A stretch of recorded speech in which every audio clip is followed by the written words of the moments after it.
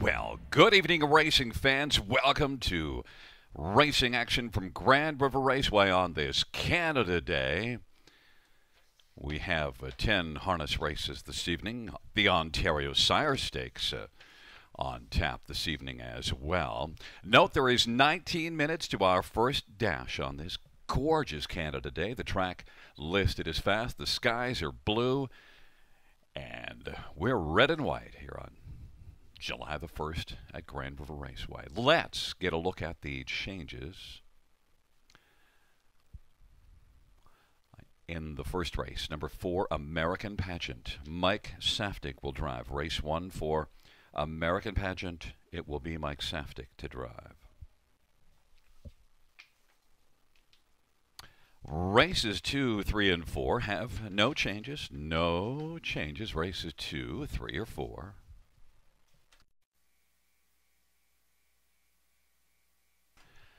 Race number 5, number 8, Woodmere Wildstyle, the driver, TBA. Race 5, number 8, Woodmere Wildstyle, the driver to be announced.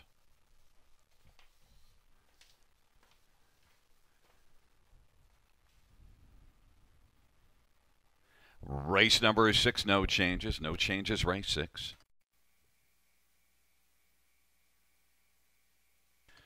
The 7th race, note that number 6, Stonebridge Score, is scratched. Race 7, scratched is number 6, Stonebridge Score.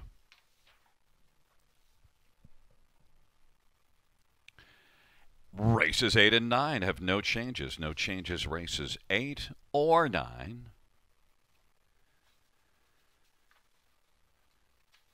Race number 10, number 5, Los Balaguil Amigo, the driver to be announced. That is race 10, number 5, TBA. Once again, reviewing races 1 and 2. Race 1, American Pageant. The driver will be Mike Saftig. And the second race,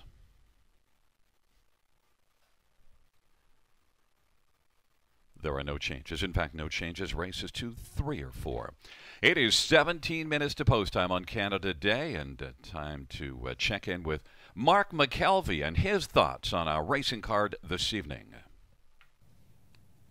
Hello everybody and happy Canada Day. Welcome to Grand River Raceway for an exciting 10-race card coming your way from right here in Elora, Ontario. Mark McKelvey with you, and very glad that you're making us part of your Canada Day festivities. Coming up on tonight's card here at Grand River, we've got 10 races, including 5 Ontario Sire Stakes grassroots divisions for 3-year-old trotting colts and geldings. Really looking forward to the first appearance of the OSS this season here at Grand River, and very fittingly, it's happening on Canada Day. Coming up, we're going to take a look at those 5 divisions, also take a look at the wagering menu for tonight's card. But before we can get to that, we want to remind you to go to grandriverraceway.com. Visit our website, and right there you can find our live stream. Many of you probably watching it right now. You can also find race replays. You can download past performance programs for free, and also visit our bettors section, and that's where you can sign up for our various contests, including an OSS contest going on tonight, and of course our weekly Survivor Challenge. But as I mentioned, we're going to jump into tonight's card. We're going to take a closer look at those 5 Ontario Sire Stakes grassroots divisions. They are races 2, 4, 6, 9, and 10 on this evening's program, so those final 2 divisions will be part of the late double. And speaking of some of the wagering options that you have coming up here tonight, we do have a $5,000 guaranteed pick 4 that'll start in race number 3. We also have a late pick 4 that starts in race number 7, a pick 3 starting in race number 8, of course the traditional daily double in race 1, late double in race number 9, and we have 2 super high 5 wagers available. Those are in races 6 and 10. But without further ado, let's jump into tonight's program, and we'll take a look at those OSS events, and we'll start first in race number 2. First of 5 divisions here, and right away when you look at the program page, the name that pops out, it's that red-hot combination of driver Sylvain Filion and trainer Ben Bayarjan. They have just been on a tear since live racing resumed around the province back at the beginning of June, and they're going to team up here with a gelded son of Cadabra named No Time to Play. Now, this one has made 2 starts in his career, so a little inexperienced, but he is learning. A big improvement from his first to his second start. He finished second. That was in a maiden at Woodbine Mohawk Park back on June 16th. And with this performance that he showed, a second place effort trotting in 155 and 4, final quarter in 27 and 4, it was a real strong mile, and considering the horse that beat him was the red-hot Pemberton, who took everybody by storm when he was victorious by trotting a final quarter in sub-26, shows right there that No Time to Play certainly had nothing to cry about with that runner-up finish at Woodbine Mohawk Park. So he'll start from number 5. That's No Time to Play. I'm likely looking to him to be the favorite in this contest. He is even money on the morning line, but he'll have to work for it. One to keep an eye on is the rail starter, Life is Good, Hanover. Sean Stacey, trainee with driver James McDonald, lands the rail. That's the right spot. Here's one that had a pretty good rookie campaign, winning 1 of 7, but hitting the board in 4 of those starts. He's making a season debut here tonight, so again, you're not entirely sure what to expect, but he does start from the rail, and there's no better spot to be. A couple to maybe circle in on that should get a piece in this contest are number 2, Gamblin Road, and number 3, Mr. Arch. These two trotters, very similar in how they've gone this season, each with a couple of starts, well, at least 2 for Mr. Arch, 4 for Gamblin Road, but it's those last 2 starts that you can take note of. They competed in the exact same race each time. One week, one was 4th, the other was 5th. The next week, it flip-flopped. One was 4th, one was 5th. So they're very similar with their approaches. I would look for them to likely get a good piece in this contest. But ultimately, when I look at the second race, I'll be going with number 5, No Time to Play, a red-hot barn and a horse on the rise. I'll throw number 6, Kanagami Coco, in for second. This one can challenge for that second spot, and maybe for the top spot. A Danny Fontaine trainee who had a fantastic rookie campaign. He was 3 for 9, $48,000 made. I think he is the most legitimate contender to challenge the 5, No Time to Play, and they'll start side by side. So I'll go 5, 6, 2, 3. That's No Time to Play, Kanagami Coco, Gamblin Road, and Mr. Arch. We'll turn the page to race number 4, our second division of 5 for the 3-year-old trotting colts and geldings, and already talked about a formidable trainer-driver combination when it came to Sylvain Filion and Ben Bayarjan. Well, how about the team of Trevor Henry and Bob McIntosh? Now, they were already teaming up for OSS success over the weekend and earlier this week. And in this 4th race, they'll team up with number 7, Fitbit. Fitbit was 2 for 8 in his rookie campaign. He's made 2 starts to this point here in 2020, posting a 3rd in his most recent start and a 2nd in his season debut. But last year, he really came out firing in the grassroots, and I'll look for that to maybe repeat here tonight in the first leg of the season. Finished just behind some real talented trotters in his most recent outings. Those were in non-winners of 2, which at this time of the year can be fairly snug, and of course you can't go wrong with Henry and McIntosh in an OSS. How about the rail starter Ripped and Ready? Guy Gagnon driving this Rito Invader. Got 2 starts under his belt this season. Most recently finished second beat ahead. Just gave it up late. 2 starts back, front end mission. It was a success. This time, or most recently back on June 18th, gets picked off at the line. So you'll wonder a little bit if the approach will be to go down the road once again, but will he have the power and the stamina to hold up? But Ripped and Ready has tried some good miles, most recently timed in 156 and 2. Another one to take a look at is number 2, Frank's Angel. Toured this oval nicely last week with a 2-minute victory and gets a good inside starting spot. Most wins in this field, in fact, 5 for 14 in his career. And one other to keep note of is number 4, Aussie Lover, who's off to a great start with 3 good efforts at Georgian Downs. Steve Byron will drive this gelded son of Angus Hall. And I'm not exactly sure how he'll stack up here, but based on what he's shown to this point, you have to think that he'll get a piece in this second division. I'll go 7-1-2-4. Fitbit is my top choice in race number 4. Turning the page to race number 6, the 3rd of 5 divisions. And in this race, we do have high 5 wagering available. This one right here, I think, is maybe the slam dunk of the night when it comes to the OSS divisions. Number 9, Charmbo Prince, racing for John and Randy Ryer, has had a really good 2020. 8 starts, was racing back in the winter before racing was shut down, and has posted 3 wins in those 8 starts. And of those 8 starts, has hit the top 3 in 6 of them. Just racing real well. Got a victory in the non-winners of 2 at Woodbine Mohawk Park 2 starts back. Moved up to the non-winners of 3 and has had to face some pretty good company there. So again, coming into a spot like this, he's already been racing tougher. We'll start from the second tier, which means he'll have to navigate the traffic, but I think Mike Saftik will find the proper route for him. And there is some speed in front of him towards the inside. I think right here, Charmbo Prince could be one that you could really key in on in some of the options when it comes to your pick 4 or whether that's your super high 5 ticket. Next up, we'll talk, though, about number 2, Titans Dream. If I think it's a slam dunk and a heavy favorite's going to come through here, we're going to want to find a little bit of a price underneath. And with number 2, Titans Dream, just one start for this gelded son of E.L. Titan. And in that start, Titans Dream made a break. So you're wondering, what do I like? Well, I think he's got some potential here, and he's going to get the same driver. That's Jody Jamieson. That's 2 starts in a row now that Jamieson will team up with him, so I like that continuity. In his qualifier, my understanding is he was handled very carefully, and now he's got an inside spot. And I don't know if this is the toughest division. I think this could be a good learning experience for Titans Dream, and I think you'd get a nice little price. He is the number 2. A couple others to talk about in this race. Hometown Boys was a winner here on June 19th in 201-4. Lands the rail starting spot. Travis Henry for trainer Kevin McMaster, and again with the rail can probably get out of there. Shows a lot of good early speed, which I think probably sets up well for that second tier starter, Charmbo Prince. A few others to take note of in this field. Well, how about Awesome Dabra, who had a real good, that's number 6, Awesome Dabra, who had a real good rookie season.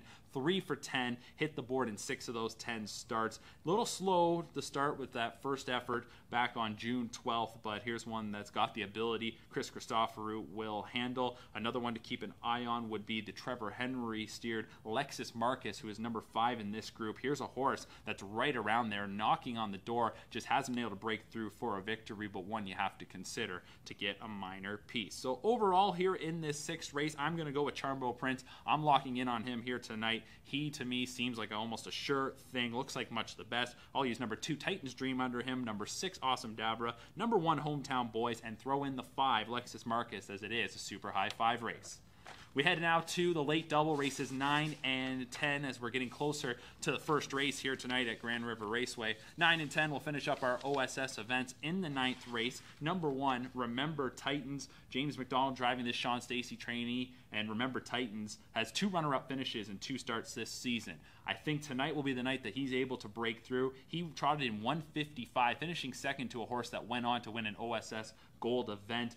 Here, Remember Titans is even money from the rail. My only worry, sometimes there's horses that just like to knock on the door and they can't break through. 5 runner-up finishes and 10 starts, but I'll look for him to break his maiden. You got to keep your eye on number 3, CrossFit Mouse, who prepped for this race with a qualifying effort here a week ago at Grand River. A 2-minute mile, a Luke Blais trainee. Scott Young will drive. The 2, Are You Kidding Me, Blue Chip is also definitely a factor in here. Very similar to Remember Titans, has 2 starts, 2 runner-up finishes. This is a race, though, where it seems like the top horses are towards the inside. We'll see how this shakes out. Also, keep your eye on the 6, Perpetuate. Paul McNeil driving the Mike Keeling trainee will make his first start of the season, but here's a horse that he's got some good ability, and I think he could maybe pick up the pieces late if things get a little wild towards the front. So in the 9th race, I'm going to put number 1, Remember Titans, on top over the 3, CrossFit Mouse, the 2, Are You Kidding Me, Blue Chip, and the 6, Perpetuate. Final division of the night, race number 10 to cap off the card, and I think this one could be another victory potentially for the Luke Blais barn. I don't think they'll come through in the 9th, but here in the 10th,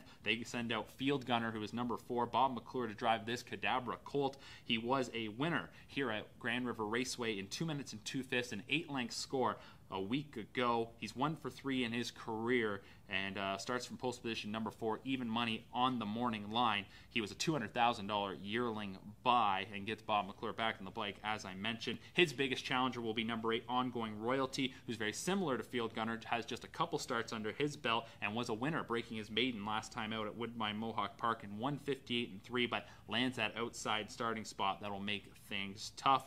And that is a super high 5 race, so we got to take plenty of them into consideration. I'm looking, though, between Field Gunner, the 4, the 8, Ongoing Royalty, and then I think you can sprinkle some others in. I'll go 4, 8, 1, 2, 9 in the 10th race, the finale. So that was a look at the grassroots contest that will headline our 10-race card.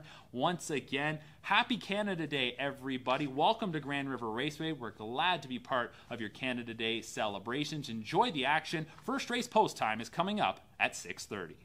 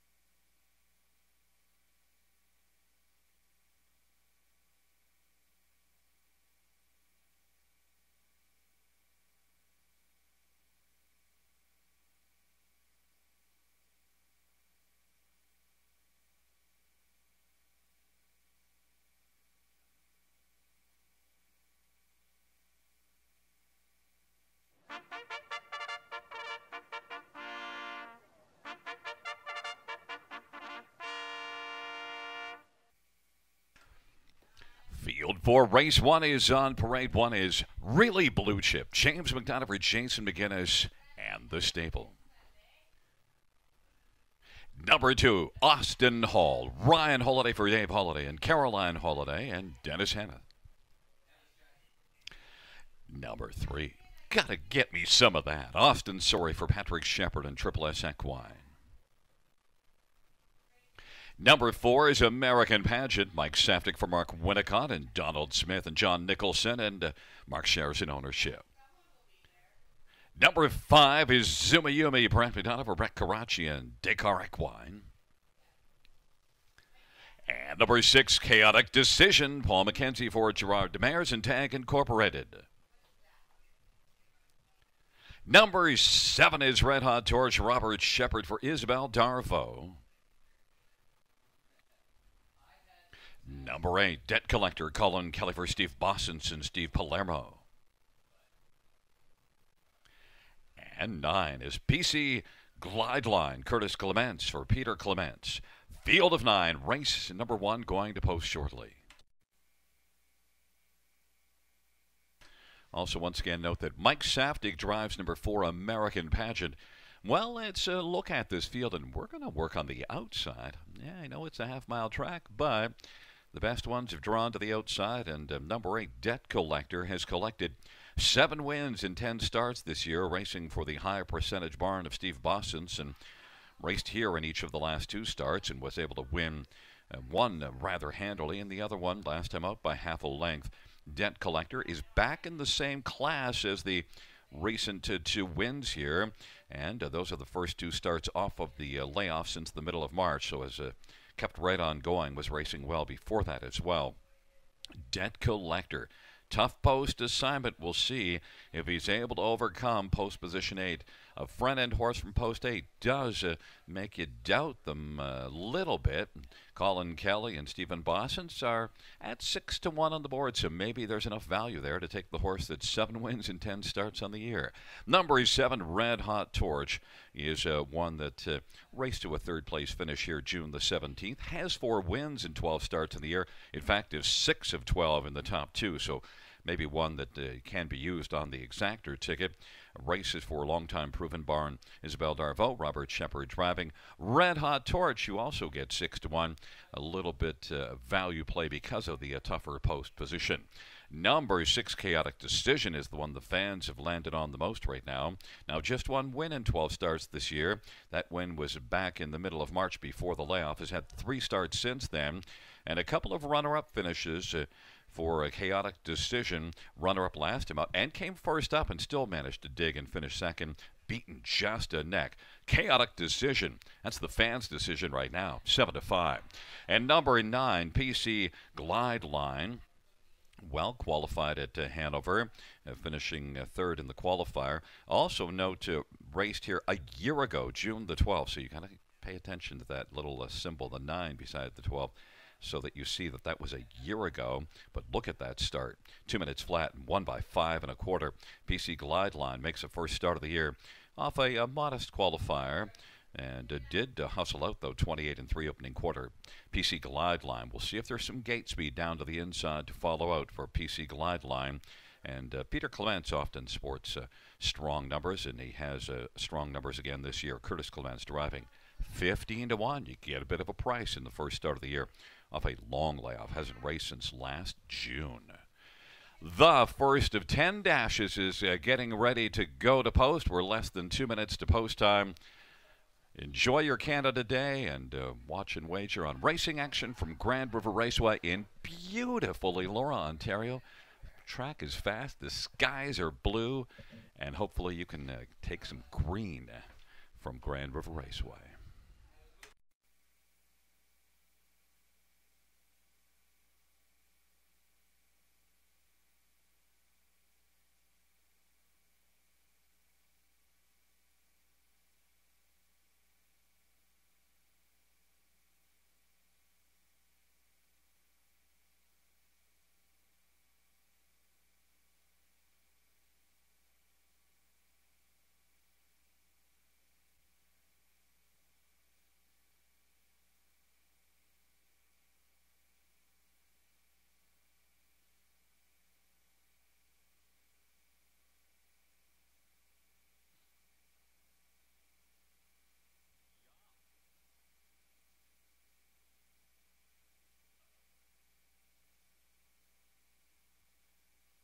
Fans note we have a driver change in race 5. Number 8, Woodmere Wild Style.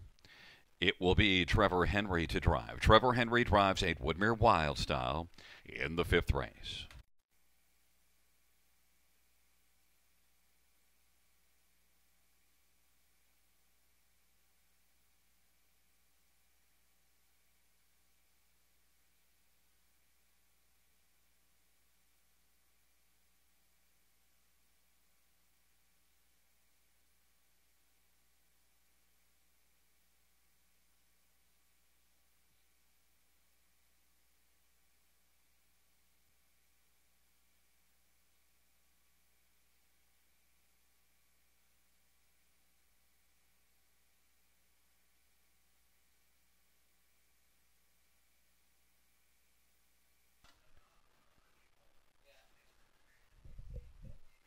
The gate is rolling for race number 1.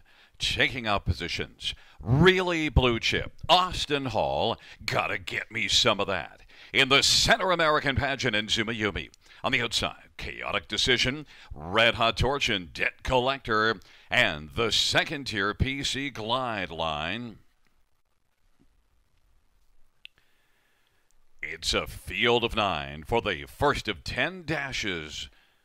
And they're swinging into the stretch drive. Gathering speed approaching the start. Austin Hall has broken stride early, and quickest out right now is Chaotic Decision. Chaotic Decision down to the inside. Has got to get me some of that as they work around the turn. Red Hot Torchman out driving on the outside. Debt Collector. Debt Collector is second and is pointed towards the lead against Chaotic Decision. Got to get me some of that is third. And then racing fourth is Red Hot Torch, and then it is back to Zuma Yumi and further to American Pageant and Really Blue Chip. Now coming on and trying to clear to the lead and making the front is Colin Kelly and Debt Collector.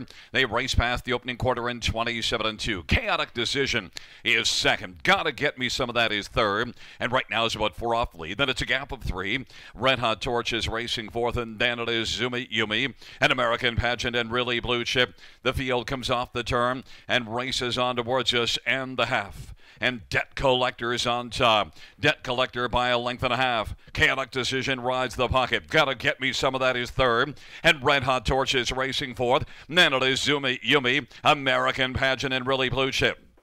57-2 is the halftime. A 30-second second panel breather for Debt Collector, who worked hard to get the lead just at the opening quarter. They work on down the backstretch. Second Chaotic Decision is still there filling the pocket. Gotta get me some of that is on the inside third. And now Chaotic Decision is gonna pop out of the pocket right now in pursuit of Debt Collector. Gotta get me some of that is on the inside third. 2 1/4 off the lead. Red Hot Torch is fourth, and Zuma Yumi is fifth, and sixth American Pageant. But Debt Collector continues to lead. That lead is just a neck though. And Chaotic Decision grinding hard to the outside. Red Hot Torch is sent out 3 wide. And on the inside, gotta get me some of that. 3/4, 128-1. And Zuma Yumi is zooming out wide in closing ground as the field turns for home. It is Debt Collector. Then Red Hot Torch on the outside. Red Hot Torch trying to come to Debt Collector. Debt Collector, Red Hot Torch. Red Hot Torch wins it. Debt Collector was second. Then it was between American Pageant and Zuma Yumi. 2 minutes and 2/5.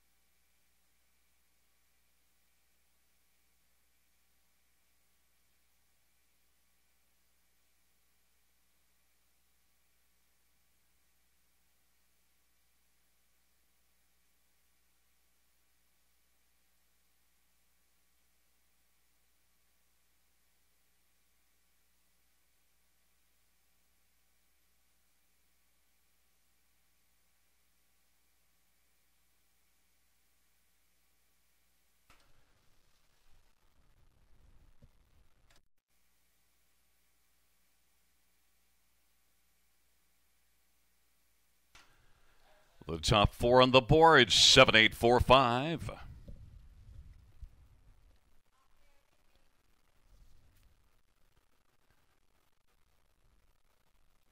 Wheeling back in front of us, the winner of race 1. It's number 7, Red Hot Torch, a 4-year-old Angus Hall Bay gelding, owned by a numbered company from Ottawa. Isabel Darfo was the trainer. Robert Shepard, the winning driver. It's the 5th win this year and 7th lifetime for Red Hot Torch. Mile of 2 minutes and 2/5.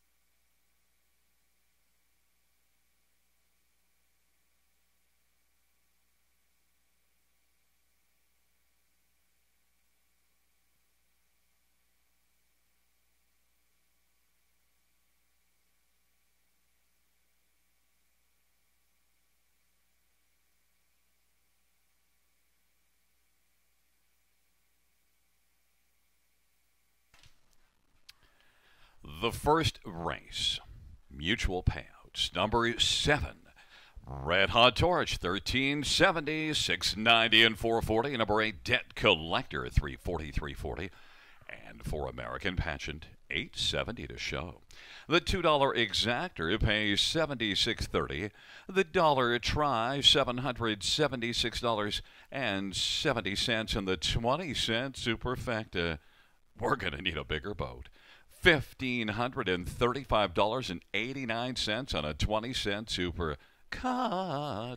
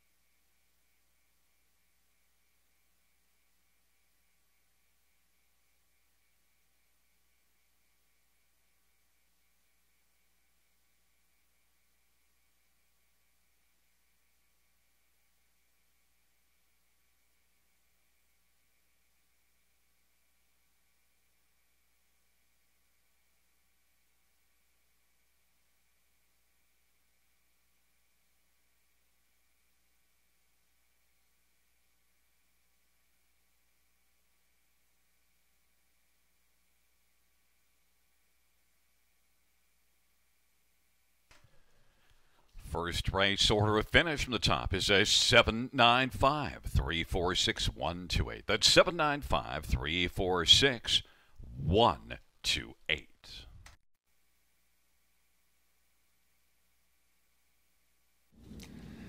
And we're underway on this Canada Day card here at Grand River Raceway, heading now towards race number 2, the first of 5 Ontario Sire Stakes grassroots divisions for 3-year-old trotting colts and geldings. And right away, when I looked at the program page for this contest, the one that stepped out was number 5, No Time to Play, coming from the red hot Ben Bayarjan barn. With just 2 starts under his belt, though, this is a horse that appears to be on the rise. A nice improvement in his second outing, and he ended up watching the red hot Pemberton, the speedy Pemberton, go by him, and that's where he ends up finishing second to. Nothing that you can cry about there. I think they'll take that second place effort any day of the week. My only concern for the 5, No Time to Play, is no experience on a half-mile track. He'll probably be handled carefully here, but I just think this barn is too hot, and this one appears to have just a little too much talent that's about to shine through. So I'll go with the 5, No Time to Play. Looking underneath, I'll use the 6, Kanagami Coco, who I think can challenge for the top spot if he keeps it together. Of course, Kanagami Coco, qualified super. I think he's a real threat for trainer Danny Fontaine. For 3rd and 4th, I'm going to use the 2, Gamblin' Road, and the 3, Mr. Arch. You look at their track record, it's very similar, both competing at similar levels and getting the exact same results. They've got inside starting spots, and I think they'll be in the mix here in this second race. So I'm going to go 5, 6, 2, 3 in race number 2, the first of 5 grassroots divisions. Don't forget to continue to check the changes on your monitors and listen to track announcer Gary Guys. He'll fill you in throughout the evening. Race number 2 is coming up next.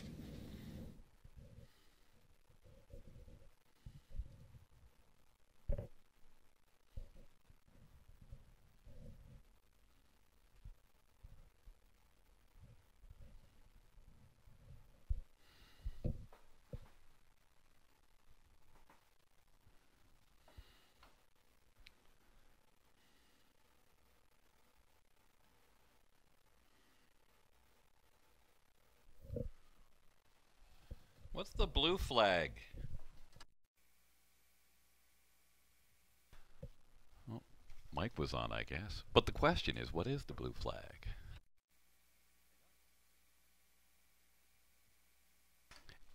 And now we got the answer from Christine. It's the Battle of Waterloo flag. Well, that's coming up in about a month.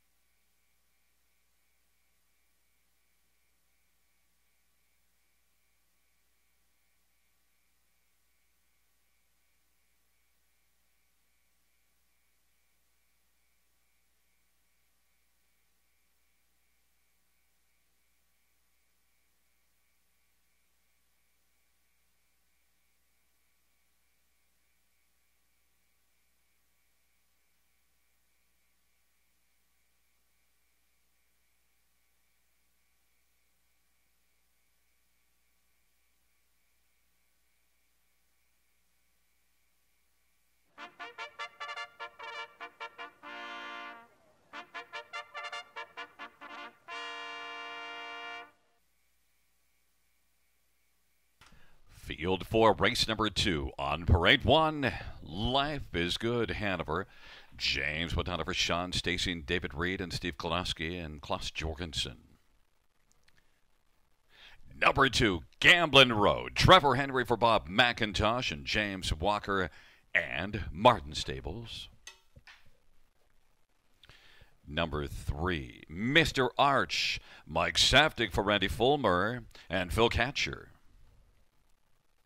Number 4 is Bathgate. Nick Boyd for Mike Smith. Number 5, No Time to Play. Sylvain Filion for Benoit by Erojan and Daniel Plouffe and Jean Desereau and Claude Amel. Number 6, Kanagami Coco. Louis Waugh for Danny Fontaine and Jean-Francois Reed. Number 7, He Talks to Angels. Chris Christopher for Blake McIntosh and Hutton Racing. And number 8, Built Strong. Clark Bealby for Coyote Wind Farms. Field of 8 for the second race, the first grassroots division, the OSS, 3-year-old trotting colts. And let us get a look at this field. Now, we heard Mark's analysis of this race before the post parade, and he was on number 5, No Time to Play. But we're going to reverse things here and start off with number 6, Kanagami Coco. A couple of things to really note. Now, you do see those breaks June 9th in a qualifier and then June the 19th in a race. But also take a look, 56-1 middle half after that break June the 19th at Mohawk, and raced to a solid mile after that opening quarter. And Kanagami Coco then since qualified, nice qualifier, 56-4. And also take a look at last year, was 7 out of 9 in the top 3, including 3 wins. So Kanagami Coco was a good 2-year-old and didn't really have problems making breaks, so maybe they have that straightened out. Kanagami Coco and Louis Waugh, very accomplished driver. Look at the back half of the qualifier as well, 56-4. Lots to like, 9-5. Number 5, No Time to Play, is getting the most action, 6-5 as the favorite, and 55-4 mile last race, second to the Sharp Pemberton, certainly stands out. And also Benoit by Erojan's training a number, 396 on this year, but it's not just this year. Ben's been good for a lot of years. No Time to Play. Sylvain Filion, very accomplished driver as well. Strong combination. No Time to Play. He's had just 2 starts, but that 55-4 mile last time out just jumps off the page. 27-4 final quarter, and is 4-5. Others to take a look at. Number 2, Gamblin' Road. Well, look, it had post 10 last race at Mohawk and battled hard. Was out 3 wide at 3/4. Pretty solid outing, 59-4. And June the 11th was able to trot a mile of 57 with a 56-3 back half. So Gamblin' Road has some speed, better post than the first 2 we mentioned. And Trevor Henry, of course, has had a lot of success over the years here at Grand River, as he doesn't live that far from here. And Gamblin' Road, Bob McIntosh, proven trainer, 3-1, Gamblin' Road. And number 3, Mr. Arch, Mike Saftig and Randy Fulmer. This one was decent last year as a 2-year-old, 5 out of 8 in the top 3, including a couple of wins. Now has had 2 starts, and they were okay starts, a 5th and a 4th, showing progress, and now looks to get on to the top 3 here and follow that progress a step further. Mr. Arch and Mike Saftig is currently a little longer play at 19-1. The fans are trying to decide between 5, No Time to Play, 6, Kanagami Coco, and 2, Gamblin' Road, not separated by that much on the tote board, although now No Time to Play has dropped down to 3-5 as the favorite, as we're just about time to play. Those second races were 2 minutes to post time.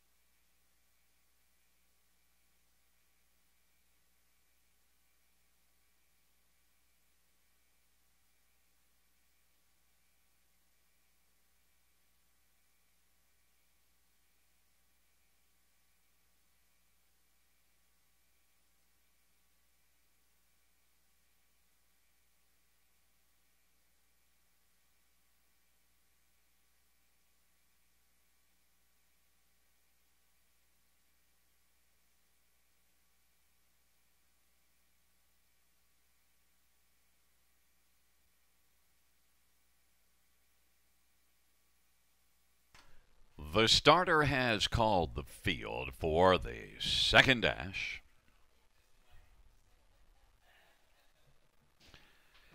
First, OSS Grassroots Division for 3-year-old trotting colts and geldings. Life is Good, Hanover, Gamblin Road, and Mr. Arch on the inside. In the center of Bathgate and No Time to Play. On the outside, Kanagami Coco. He talks to Angels and Built Strong.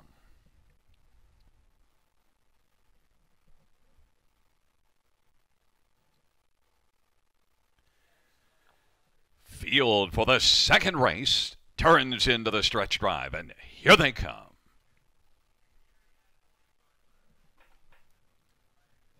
Field for the second is at the start of the rough, and Mr. Arch has gone off stride. Bathgate now is able to skate out and take a share of the lead with He Talks to Angels to the outside. Racing third. No Time to Play. On into the backstretch they go. Kanagami Coco comes away position fourth. Then fifth is Built Strong, and they work their way on into the backstretch, and now driving up on the outside. There goes No Time to Play, and Sylvain Filion wanting to come on and take the lead. He Talks to Angels fills the pocket. Bathgate is third. Kanagami Coco is fourth as they race by the opening quarter. It was recorded in 28-3. Built Strong is fifth, and Mr. Arch is racing sixth. And then Gamblin Road is back racing position seventh as the field works their way off the turn. And it is No Time to Play, who has a lead of a length and 3/4. And racing second, He Talks to Angels at 22-1 is on the back of the favorite No Time to Play, who's even money as they come up to the half. And racing third is Bathgate. Kanagami Coco is fourth, and then Built Strong and Mr. Arch and Gamblin Road 58-2 as the halftime, and they work their way towards the 5/8 and into the backstretch. And it is No Time to Play. He Talks to Angels is getting a good trip in the pocket. Up and moving, here comes Kanagami Coco now. Kanagami Coco has moved up, taken over third, and is closing rapidly. He's only 2 off the lead. Bathgate is racing fourth, and Mr. Arch now is firing hard on the outside. Then it is Built Strong and Gamblin Road. No Time to Play. Playing by 3/4 with a lead of a length and 3/4. 129-1. Little closer, Kanagami Coco. He Talks to Angels on the inside. Drives through and moves up close in the pocket. And then Mr. Arch is racing fourth, and Bathgate is fifth. They turn for home, and but is No Time to Play. He Talks to Angels now is right there, a length and a half back second. Mr. Arch is third, and dropping back to fourth, Kanagami Coco. No Time to Play just drives on and opens up at the finish to win it by about 3.5, finishing second. He Talks to Angels. Mr. Arch was third. Kanagami Coco fourth. 159-1. No Time to Play.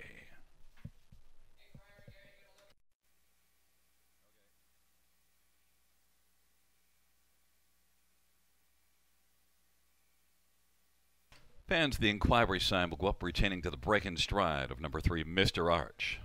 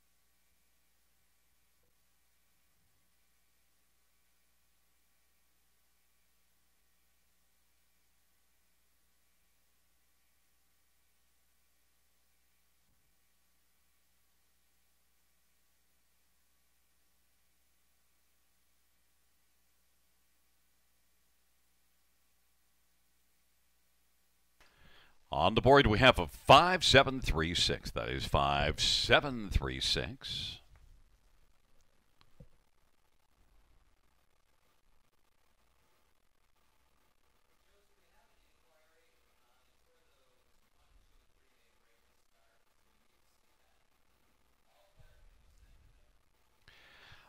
Wheeling back in front of us, number 5, No Time to Play. 3-year-old Cadabra Bay gelding, owned by Daniel Plouffe Incorporated and Jean Desireau and Claudabelle. Benoit by Erojan is the trainer. Sylvain Filion, the winning driver.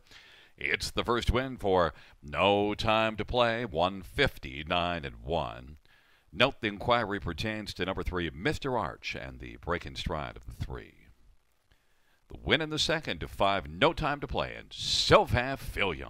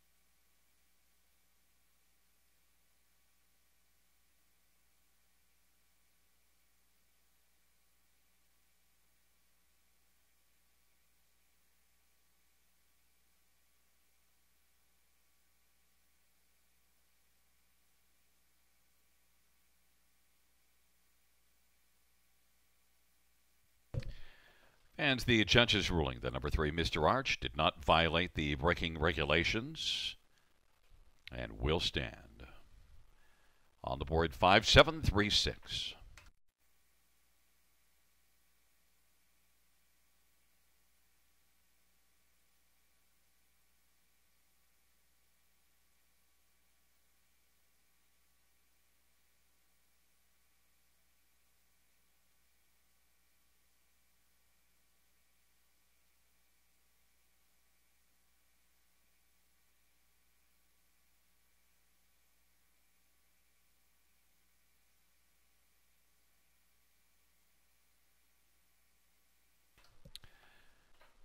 The second race payouts, number 5, No Time to Play, 410, 310, 280. Number 7, He Talks to Angels, 1320 and 710. And number 3, Mr. Arch, $4 to show. The $2 exactor is $65.50. Dollar try, $269.25. Dollar superfecta, $1,145. Up next is race number 3. First up, we should tell you the $2 double was $42.10. Up next is race number 3, Field of 9, going to post in approximately 10 minutes.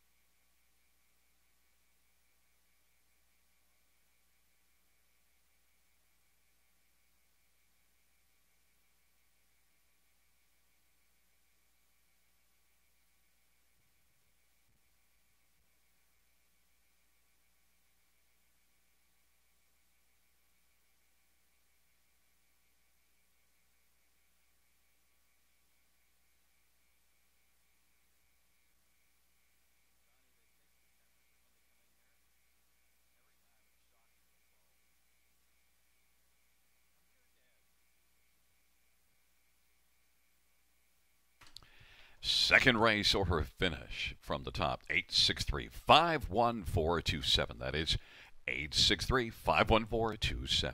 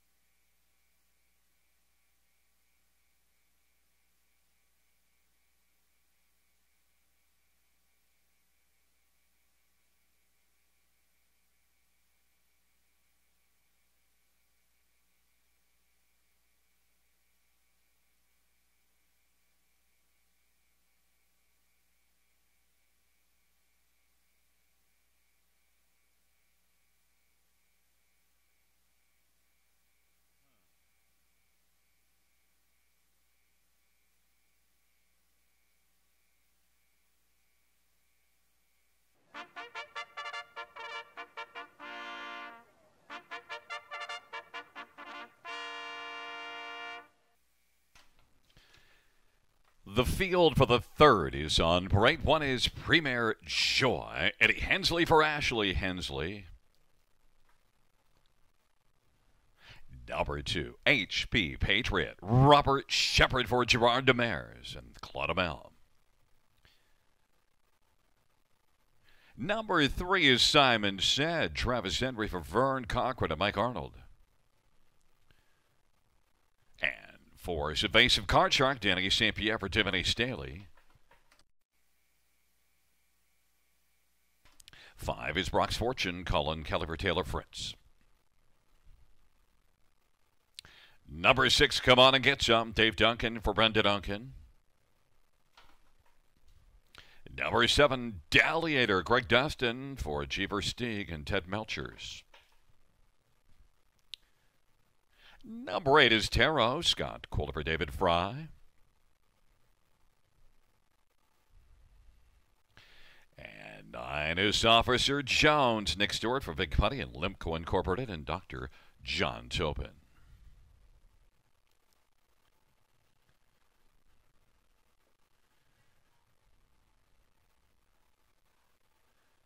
Well, we're just a few minutes to post time to race number 3. Let's look at this field. Starting with number 1, Premier Joy. Well, did win 5 times last year and had been racing in the Southern Hemisphere.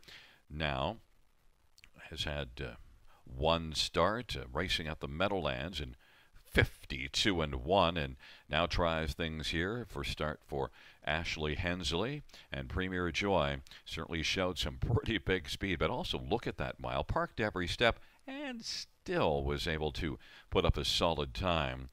Even came home in 28-2 despite parking a good chunk of the mile. Premier Joy, the Premier won in this dash with Hurricane Hensley driving even money. Number 2, HP Patriot, also shows a 52-3 mile, a quick mile 2 races ago, racing at Mohawk, and took a healthy mark of 53-2 at Rito Carlton last year. This one has a substantial back class, 180,000 lifetime. 7-year-old Robert Shepard driving 8-1. 9, Officer Jones, who's had a win this year in 57-2 at London back earlier in the year, and did take a season's mark 52-1 at Mohawk last year. In fact, earned more than 77,000. So Officer Jones is one that definitely you could put Officer Jones on the ticket. Nick Stewart and Vic Putty. Officer Jones is 5-1. And number 3, Simon Said. Did race at Clinton last start and was almost 12 lengths back at the quarter, yet beaten only 2.5. And now gets a little bit better post position. Doesn't show a lot of gate speed, but if he leaves well enough to at least be a little more on the hunt, he could be a factor for a solid share. He does have 29 lifetime wins. Simon Said and Turk Henry is 6-1 on the board. Fans are all over 1. Premier Joy and Eddie Hensley and Ashley Hensley with that inside post position, 7-5 on the board. Less than 2 minutes to post time.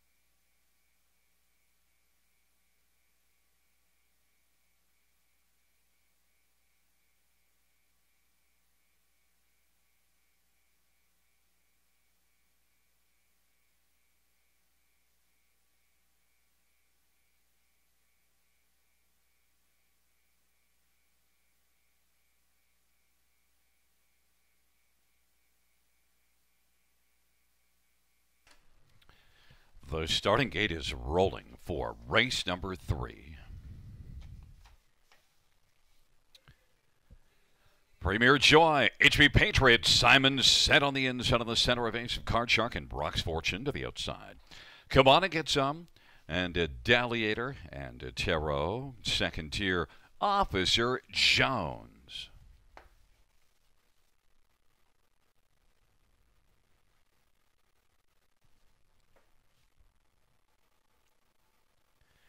Field for the third is at the start of the rough. Premier Joy, Evasive Card Shark, also getting out well, Brock's Fortune, and down to the inside is Simon Said. Field works around that first turn, and Premier Joy has got the lead. Dropping to the outside is Evasive Card Shark. Simon Said is racing third, Officer Jones fourth, and then it is Brock's Fortune, and back to HB Patriot. Then we've got to Tarot, Come On and Get Some. Dalliator is trailing the field. They race on to the opening quarter, and Evasive Card Shark at 50-1 had the lead, but now coming back around, Premier Joy, the 1-2 favorite, is going to be back on top, and then Evasive Card Shark filling the pocket. 27 seconds, solid opening quarter. Simon Said is racing third as the field comes off the turn, and then it is Officer Jones and Brock's Fortune, and now they roll towards us, and then HB Patriot is racing sixth. Working in front of the seventh one, Tarot. Trailing pair, Dalliator to the outside, to the inside. Come on and get some. Half was a sharp 55-4, and Premier Joy is enjoying the lead right now as they work on into the backstretch. Evasive Card Shark in the pocket, but there goes Simon Said now. Simon Said has taken over second. Evasive Card Shark is third. Officer Jones is racing fourth, and then it is HB Patriot and Brock's Fortune. Then we're back to Tarot and Dalliator, but Premier Joy just drives on. Premier Joy leads by about 3.5 lengths right now. Simon Said is second. Officer Jones is third. Brock's Fortune's out 3 wide, taking fourth, and HB Patriot. Evasive Card Shark has weakened, and then it is Dalliator and Tarot, 3/4, 124-3, and Premier Joy. As the field turns for home, Premier Joy is social distancing and cruising away on the field. Wins it by about 7 lengths. Battle is on for his second, and it might have been HB Patriot. Then also there were Brock's Fortune and Officer Jones, and Simon Said. 153-4, Premier Joy. Giddy up.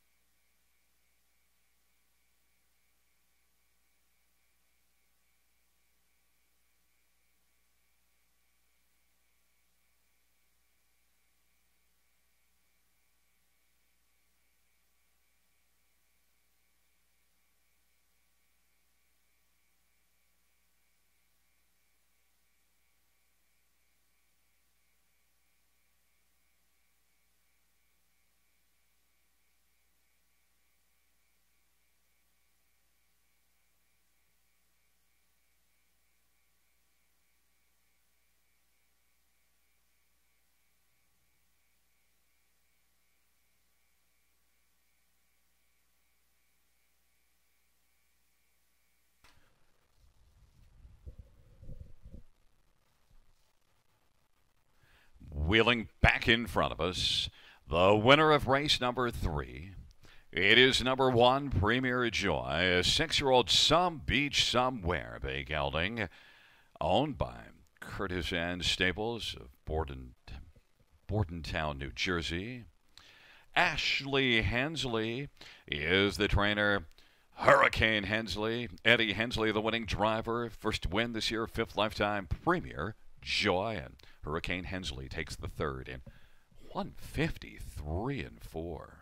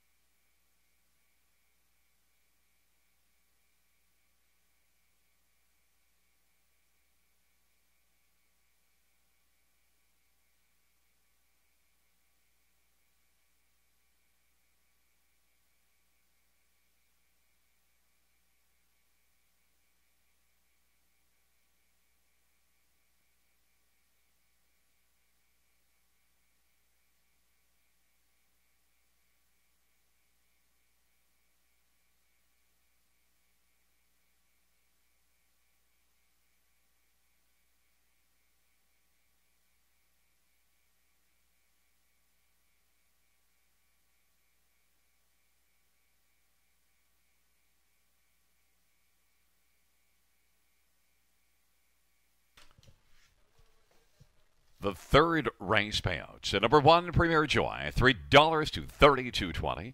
2 HP Patriot, $4.10, $3.45. Bronx Fortune, $3.80.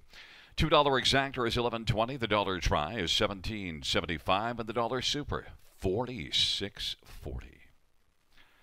Fourth dash is up next. Second grassroots division. Field of 9 going to post in approximately 10 minutes.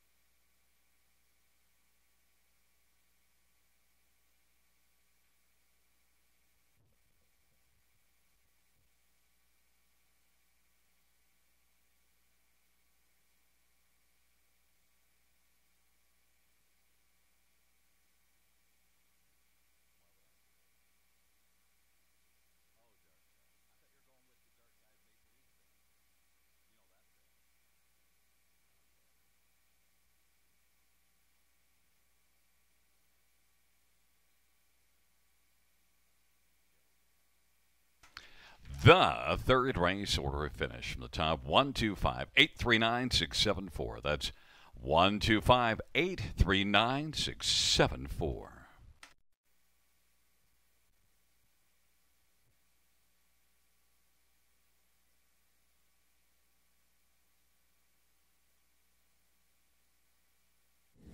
Ontario Sire Stakes action is about to continue here tonight. Is coming up next. It's our fourth race and the second of 5 divisions for 3-year-old trotting colts and geldings. I'm looking to number 7, Fitbit here. And last year he really came out firing to start the OSS season. I'll look for some of that again. He finished just behind some pretty talented trotters in his most recent outings, and he has got the team of Trevor Henry and Bob McIntosh behind him. I got Fitbit on top here in race number 4. Number 1, Ripped and Ready, has been racing well at Rito Carlton. Had a victory 2 back, went all the way. Tried the same approach in his most recent outing and just got picked off at the line. He shows that he's got the speed and he does have the rail. Ripped and Ready, he will be a factor here. Number 2, Frank's Angel, of course, toured this oval nicely last week with a 2-minute victory. Good inside starting spot, and he does have the most wins in this field, and you can never overlook that. And for 4th, I'll try number 4, Aussie Lover. He's off to a great start with 3 good efforts at Georgian Downs. Now moves over to the half-mile oval, but if he shows up and gives a performance like we've been seeing as of late, he'll definitely get a share of the prize here in this OSS Grassroots contest. Race number 4 is coming up next, of course. Win Place Joe, Exacta Trifecta, and Superfecta wagering, all available here. Best of luck with your wagers, and make sure to continue to check for the changes and scratches throughout tonight's card.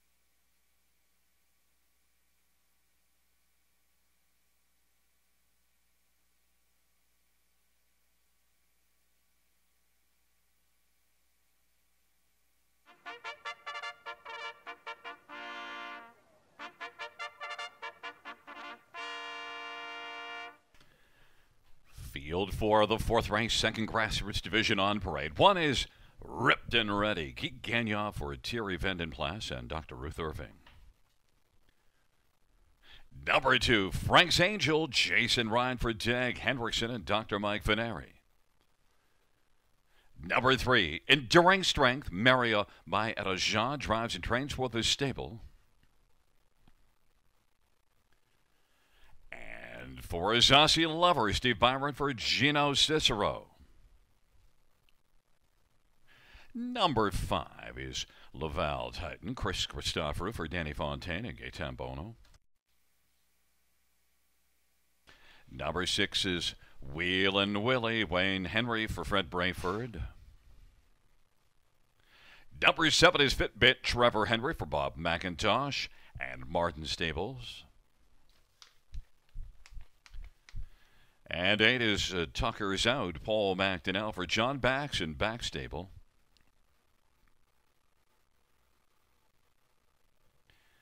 And number 9 is J-Port High Class, Greg Dustin for Ted Melchers and G. Versteeg.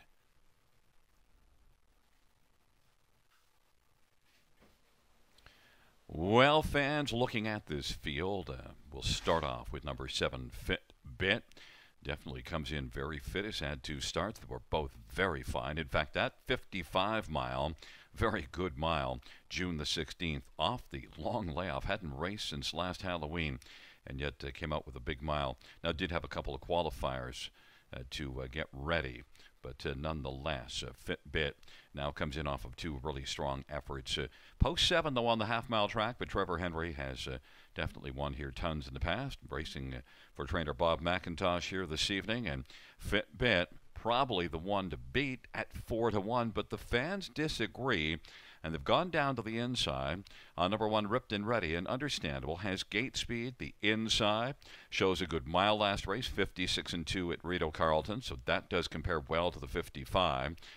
On the 5/8 compared to the mile track that Fitbit did the 55, and Ripped and Ready also came a pretty solid 57-2 back half in that last race that was the mile of 156-2. So there's lots of positives, including a couple of, well, a dominant qualifier June 3rd and then a dominant race June the 11th to win by 5 1/4. Ripped and Ready has the gate speed, the post position, and might live up to that even money building with Guy Gagnon on the board at even money. Number 2, Frank's Angel, though, well, has had 1 start this year, and it was outstanding. Looked like he could go more.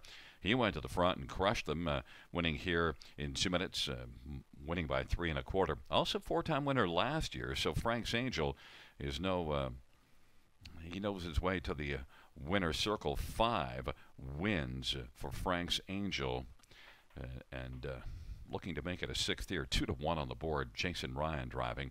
And 1 more is number 4, Aussie Lover.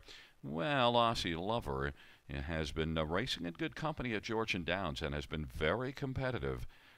Did get a win there back June the 6th, and then his 2 starts since, both finishing 3rd. So Aussie Lover, 3 for 3 in the win, in the top 3 this year, after really last year also scoring a couple of wins, and but not having nearly the top 3 success. 3 out of 12 in the top 3 last year, already 3 for 3 this year. Aussie Lover, Steve Byron, is 9-1, is one that you do have to consider. Fans are all over number 1, Ripped and Ready at even money. Number 7, Fitbit, should get a fair amount of attention. The post position scares a few people away. This one's 3-1.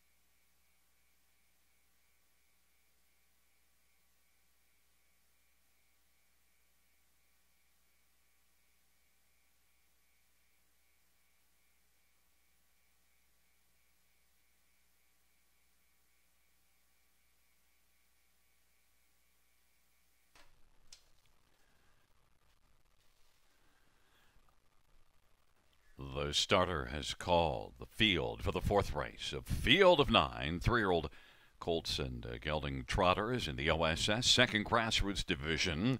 On the inside, Ripped and Ready, Frank's Angel, Enduring Strength. In the center, Aussie Lover and Laval Titan. On the outside, Wheel Willie, Fitbit, and Tucker's Out. And the second tier, J-Port High Class.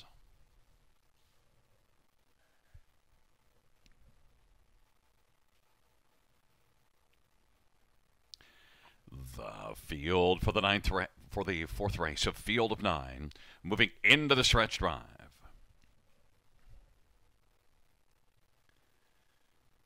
And they're at the start of the rough, and Frank's Angel leaves well. Aussie Lover, Ripped and Ready along to the inside, and then but his Enduring Strength and working on the outside as they work around the turn. That is Fitbit, and now Fitbit has taken over fourth and fifth. Enduring Strength has gone off stride, so now fifth is Wheel and Willie, and then it is back to Tucker's Out as they work their way on down the backstretch. Laval Titan, and then it is J-Port High Class, but now moving Ripped and Ready on the outside is wanting to come on and grab the lead from Frank's Angel. Ripped and Ready on Ganya comes on now and is able to clear to the front. Racing second is Frank's Angel. Aussie Lover is third, and Fitbit is racing fourth. 28-1 is the opening quarter. And it is Ripped and Ready, 3-5 favorite. Frank's Angel is racing position second. Aussie Lover third. Fitbit has a seat to the inside, racing fourth. And then it is back to Wheel and Willie and Laval Titan and J-Port High Class. Halftime off that 28-1 opening quarter was reached in 58-3. Ripped and Ready leads it. Frank's Angel is second. Aussie Lover 3 off the pace, racing third as they work into the backstretch. Now Fitbit moves on the outside. There goes Fitbit quickly surging up on the outside and is able to take over third, and now is charging hard and is grabbed second in pursuit of Ripped and Ready. It is Ripped and Ready and Fitbit and Frank's Angel, and then Aussie Lover and Wheel and Willie, and back to Laval Titan and J-Port High Class. Ripped and Ready leads it by 3/4, 128-3. Fitbit grinds on the outside. Frank's Angel to the inside third. Those three have a bit of separation on the rest of the field. And Aussie Lover is fourth, and Wheel and Willie is fifth. Off that 128-3, 3/4, they turn for home. And it is Ripped and Ready. Fitbit is still digging. Ripped and Ready on down the stretch drive. Ripped and Ready and Fitbit. Ripped and Ready. Fitbit getting a little closer. Ripped and Ready wins it. Fitbit was second, Frank's Angel third, and Aussie Lover fourth, a mile of 1:58 flat. Ripped and Ready. Winner, Gagnon.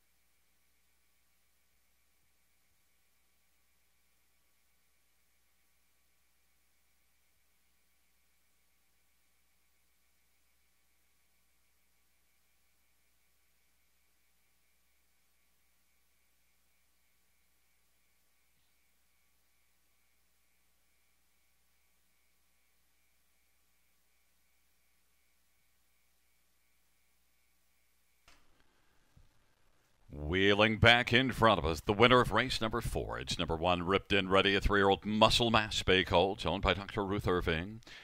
Thierry Vaden-Plas is the trainer. Gagnon is the winning driver. It is the 3rd win lifetime. Second this year, Ripped and Ready, 158 flat.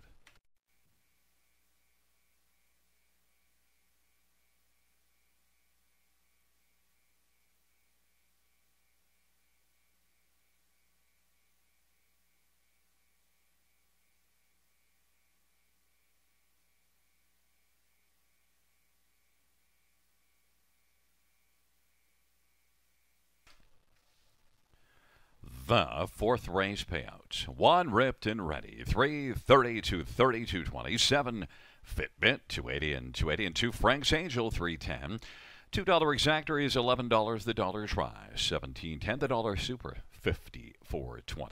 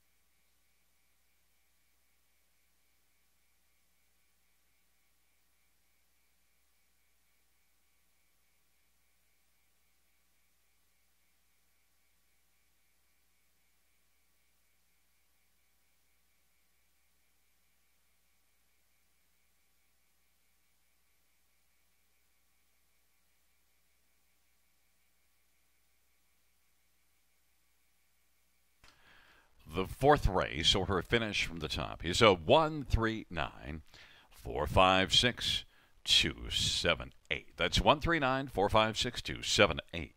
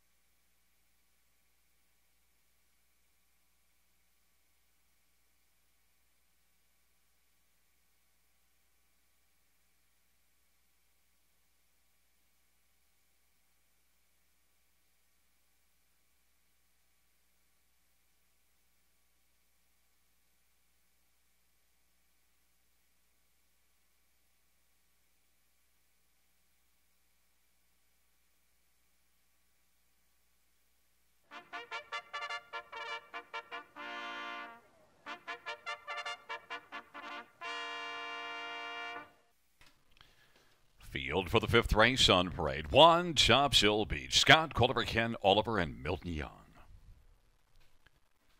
Number 2, I'm a Debutante. Child aboard for Gary McDonald. And number 3 is Alphabet Queen. Travis Henry for Scott McNiven and Thomas Broadhurst. Number 4 is Top Royal. Jay Harris for Randy Henry and Brighton Farms. And number 5, Philly 47. Travis Cullen for Rachel Andrew and Paul Sanders.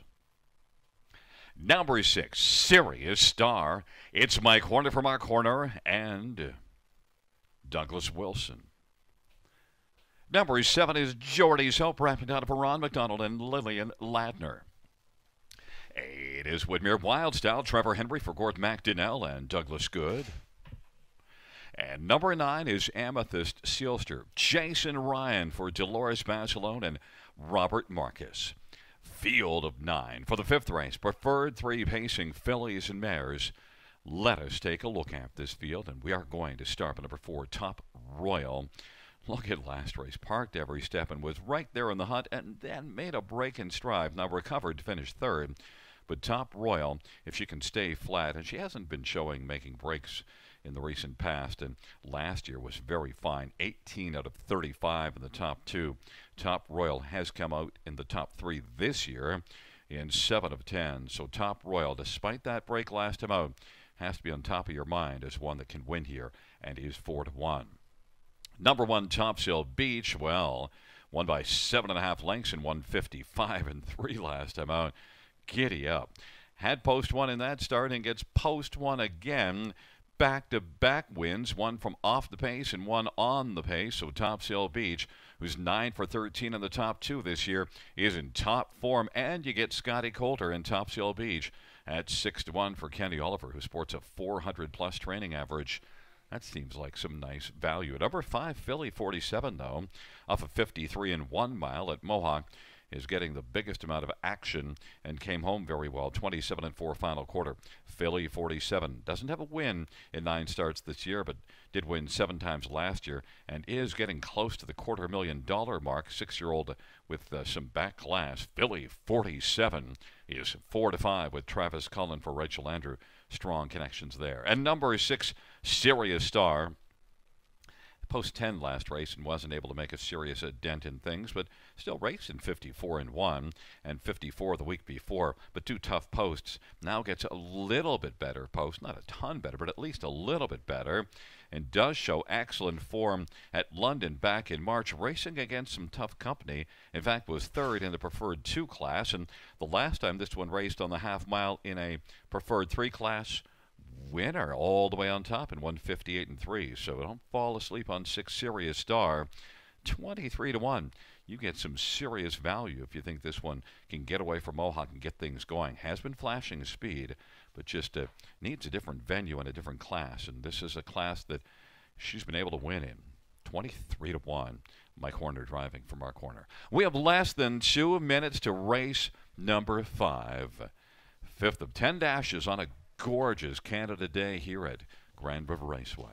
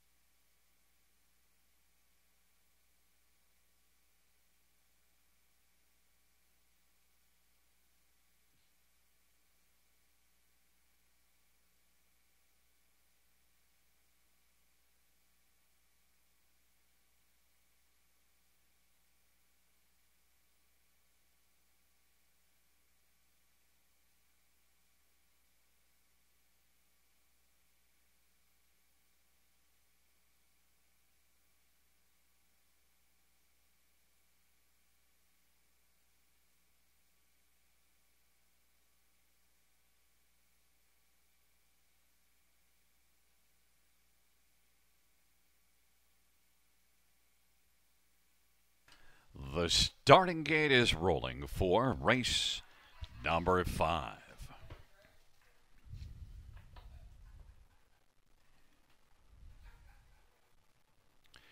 Checking out positions. Topsail Beach, and I'm a Debutante on the inside with Alphabet Queen. In the center, Top Royal and Philly 47. On the outside, Serious Star, Jordy's Hope, and Woodmere Wild Style. And the second tier, Amethyst Sealster.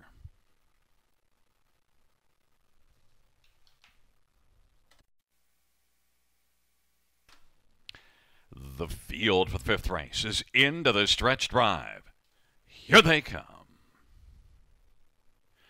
And they're at the start of the round. Top Royal and Alphabet Queen. Philly 47, Serious Star, Woodmere Wild Style. Then it is Topsail Beach and Amethyst Sealster. Second from last is I'm a Debutante. And Jordy's Hope is trailing the field. Now Top Royal is able to come out on top in the early going. And racing on the outside, Woodmere Wild Style from Post A is looking to squeeze into the pocket and is able to do so. Alphabet Queen has position C right now and is about 3 1/4 off the lead. Then it is Philly 47, a gap of 3 or 4. Topsail Beach, and then it is Amethyst Sealster and Serious Star. 27-1 the opening quarter. Second from last is I'm a Debutante.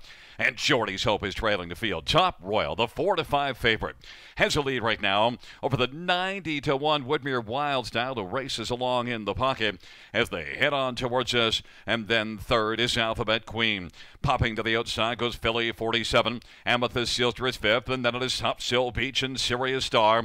And then further back to the trailing pair, I'm a Debutante and Jordy's Hope. 56-3. Strong half into the backstretch they go. And Top Royal on the outside. Philly 47 is making steady headway. Has a share of second and is about 2 off the lead, but still sharp on the lead. His Top Royal. Philly 47 is taken over second now. And Woodmere Wild Style to the inside third. Weakens just a bit. And then it is Alphabet Queen and Topsail Beach. Now Topsail Beach on the inside is about 4.5 off the lead. 3/4, 125-1. And Top Royal continues on. Top Royal is in top form now and leads by 3. Philly 47, Woodmere Wild Style and Alphabet Queen. And then it is Topsail Beach and Serious Star. On down the stretch drive they come. Top Royal cruising at the finish is going to win it by about 5. Philly 47 was second. Then it was Alphabet Queen and Serious Star. 154-2. Top Royal.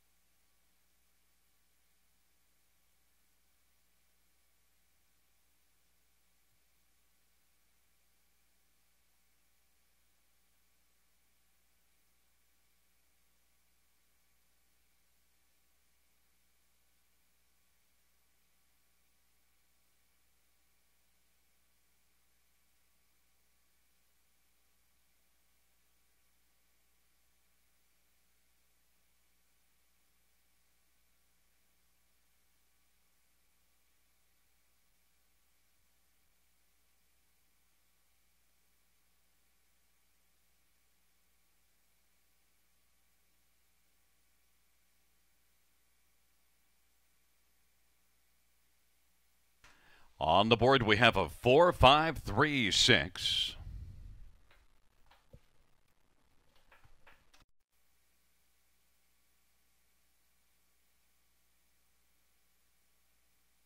Wheeling back in front of us, number 4, Top Royal, a 7-year-old Royal Majesty Bay mare, owned by Brighton Farms of Clinton, Ontario. Randy Henry is the trainer. Jay Harris, the Green Arrow, the winning driver, 31st win, lifetime third this year. Top Royal, 154-2.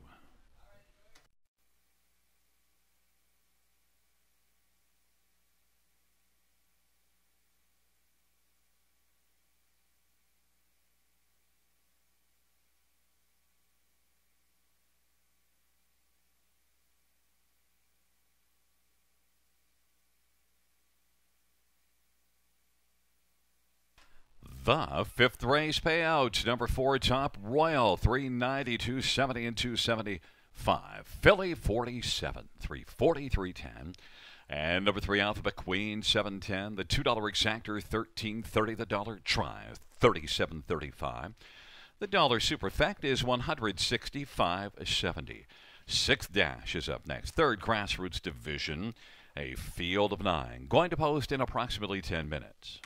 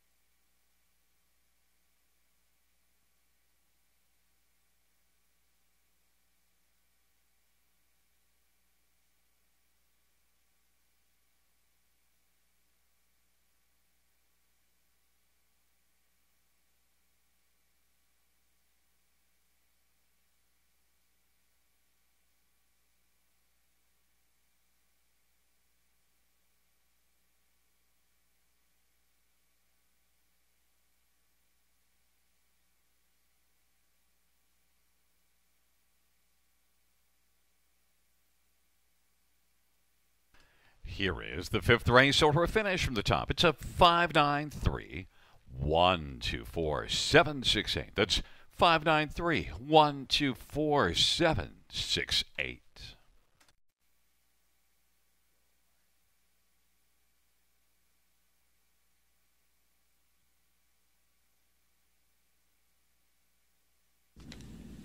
OSS Grassroots action is about to continue here tonight at Grand River Raceway. Coming up next, it is race number 6, our third of 5 divisions for the sophomore trotting colts and geldings. Here in this 6th race, well, this is my slam dunk of the night. Number 9, Charmbo Prince, racing for John and Randy Ryer. Already 3 wins on his card this season from 8 starts. I'm expecting him to make it 4. He does have that second-tier starting spot, but he's got some speed in front of him that he'll be able to follow. He's faced some tough enough competition as of late. Those non-winners of 3, non-winners of 2 at Woodbine Mohawk Park this time of the year can be snug enough. He has held his own. He's got a victory 2 back in non-winners of 2. I think he's coming through here. So we're going to try and find a bit of a price, somebody underneath that can maybe get us a little bit of a better return. Number 2, Titan's Dream, is one that's got very little experience, just 1 start under his belt, made a break, but here's one that I think has been handled carefully to this point, probably has a little bit of potential, and they probably aren't too worried because they're sending him right in to a grassroots race. Number 2, Titan's Dream, with that good starting spot. His next door neighbor, number 1, Hometown Boys, was a winner here at Grand River in his last outing, and that was a 2:01 and 4 mile, all done on the front end. He gets to start along the rail, and he'll just try to hug that rail to a good position at the line here tonight. Another one to keep in mind, number 6, Awesome Dabra, who had a real good rookie campaign. He is making just his second start of the year, had an interference break in his first start, so you can probably just wipe that out and expect him to be a bit of a factor. So in this race number 6, I'm going to go 9, 2, 6, 1. Of course, race number 6, we do have Super High Five wagering available, so get in on that. Also, all your other favorites, Win, Play, Show, Exacta Trifecta, and Superfecta wagering. Race number 6 is coming up next here at Grand River.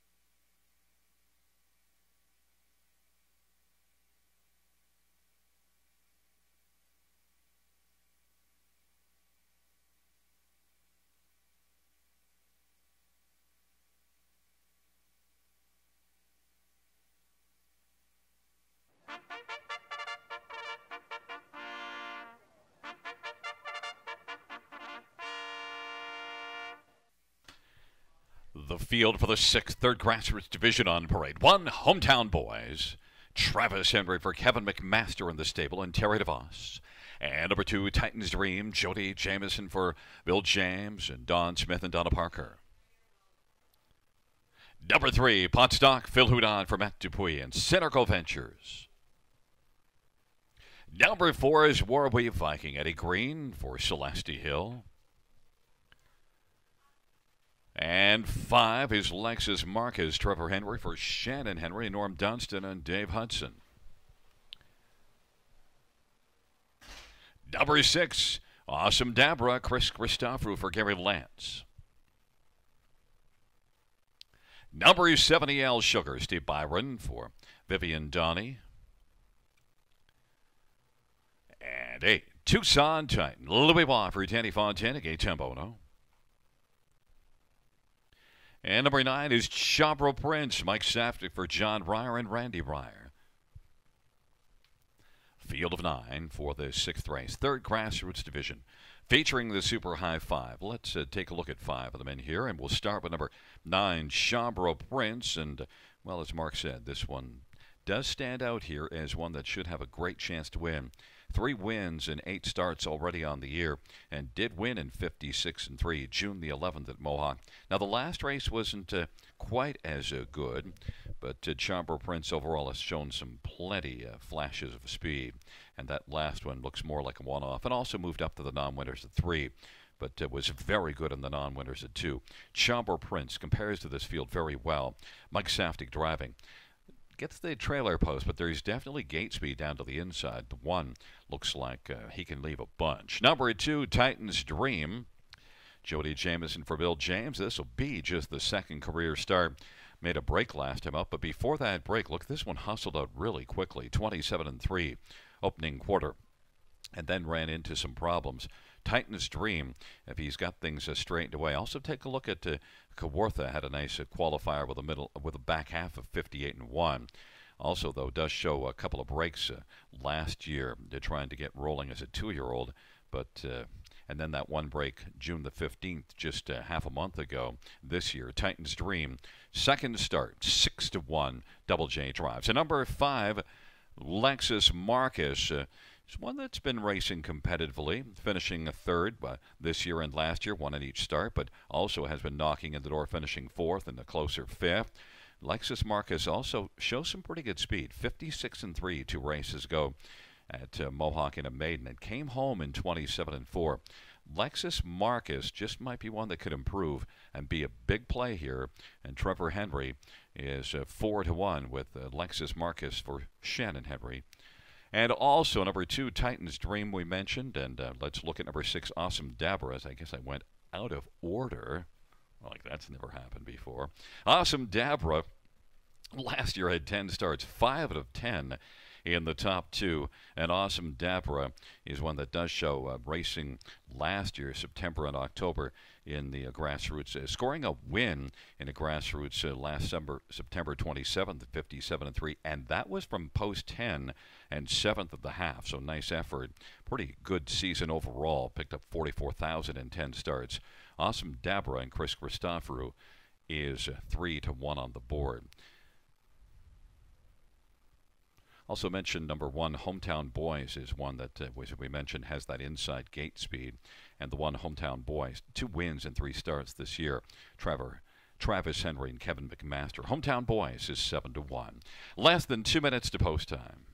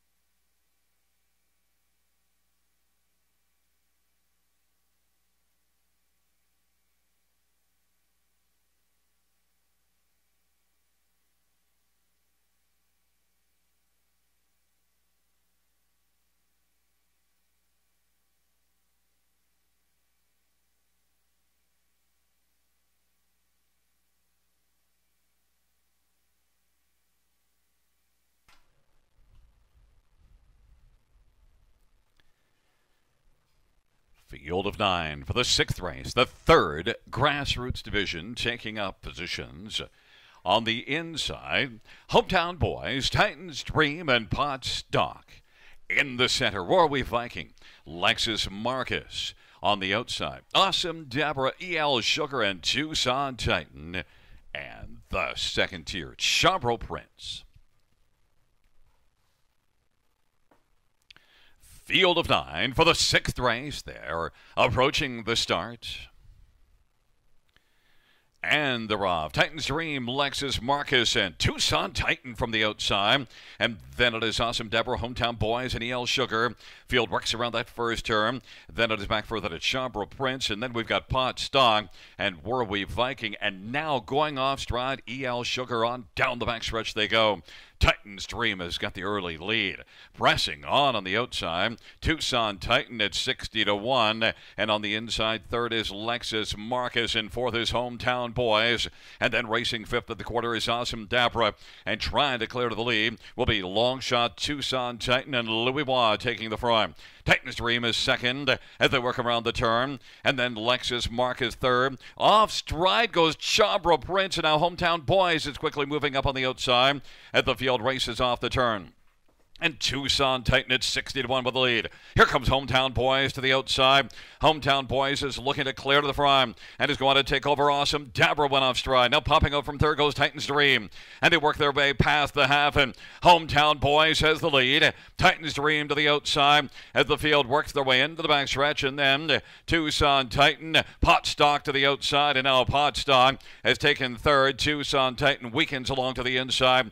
And Lexus Marcus is fifth and getting some emerging. It is Hometown Boys, but Titans Dream is bearing down on Hometown Boys, and then it is Pot Stock as they hustle by 3/4. Hometown Boys, Titans Dream. Now Titans Dream has taken over. It is Titans Dream and Hometown Boys. Now Pot Stock to the outside has come on and taken over second. It is Titans Dream as they race to the top of the stretch. Titans Dream and Pot Stock and Hometown Boys.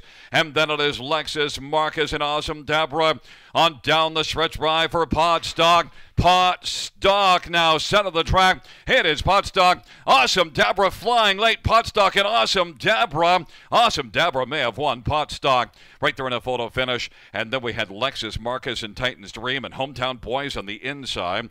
The inquiry sign will go up pertaining to that break in stride of number 6, Awesome Deborah. The inquiry in the 6th.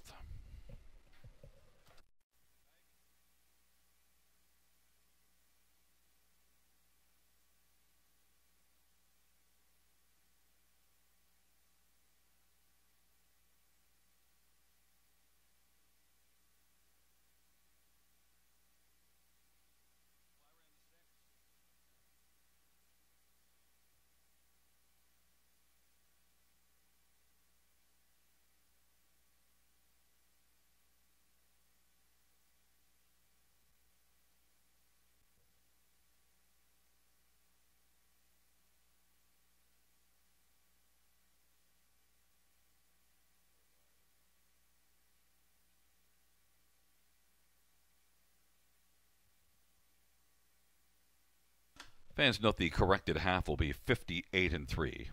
58-3, the corrected half.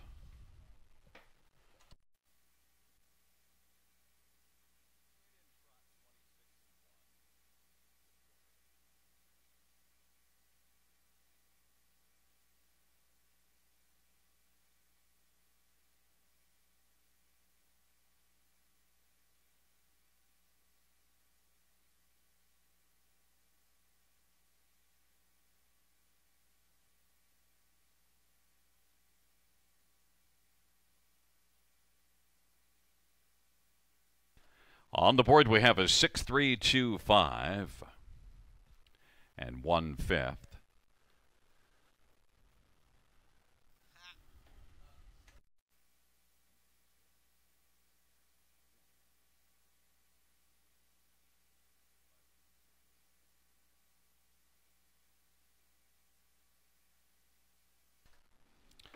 Fans note the inquiry pertains to the break of number 6, Awesome Deborah.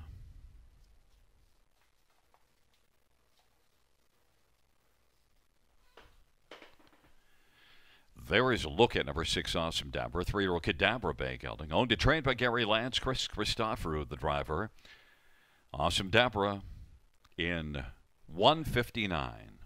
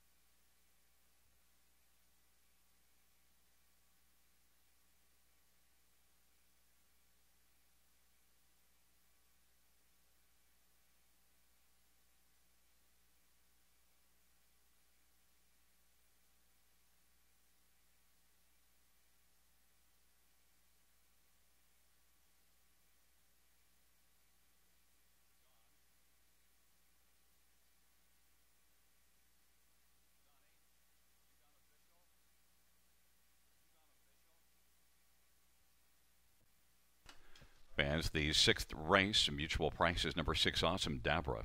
785, 2410, 3-pot stock, 950 and 590, and 2 Titans Dream, 550. $2 exactor, $85.50 $50 try, $278.80. Dollar win for $83.80. 20-cent high five. We had a 20-cent high five paying $2,181.71. Ka-ching.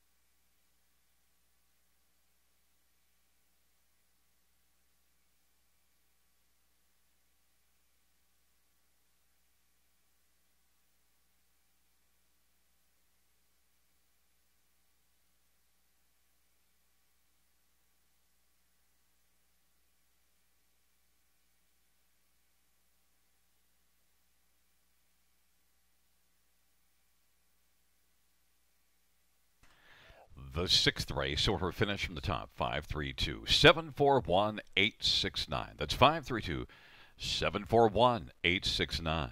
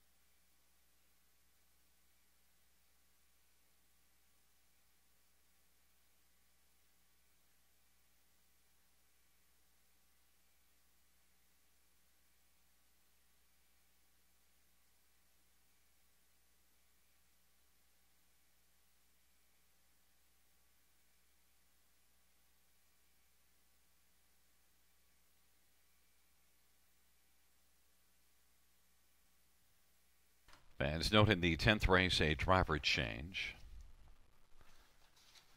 On number 5, Los Balaquil Amigo, it will be Scott Young. Scott Young is the answer to the question, who's driving 5, Los Balaquil Amigo in the 10th?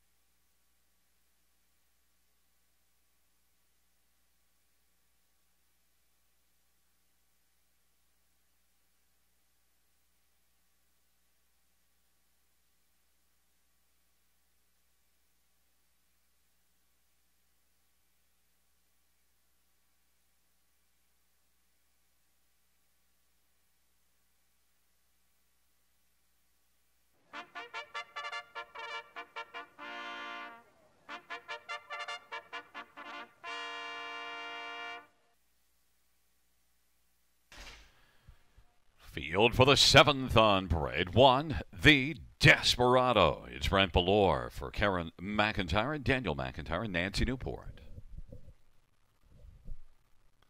Number 2, Victoria Has a Secret. Travis Henry for Brittany Kennedy and Dean and Ashley Wilson. And number 3 is Herb's Journey. Scott Young for Duncan Brewer and Randall Urquhart. And number 4 is Radical Roy. Brett McDonough for Jennifer Unger and TJ Stables. Number 5 is Mac and Cap. Scott Quiller for Patrick Shepard and Triple S Equine. Number 6 scratch 7, I'm Just Tickety-Boo. Chase and Ryan for Caroline Nielsen and Stephen Samus. Number 8 is Super T. Paul McKenzie for John Yake Jr. and Chris Yake. And number 9 is Cash. Colin Kelly for Caitlin Graham.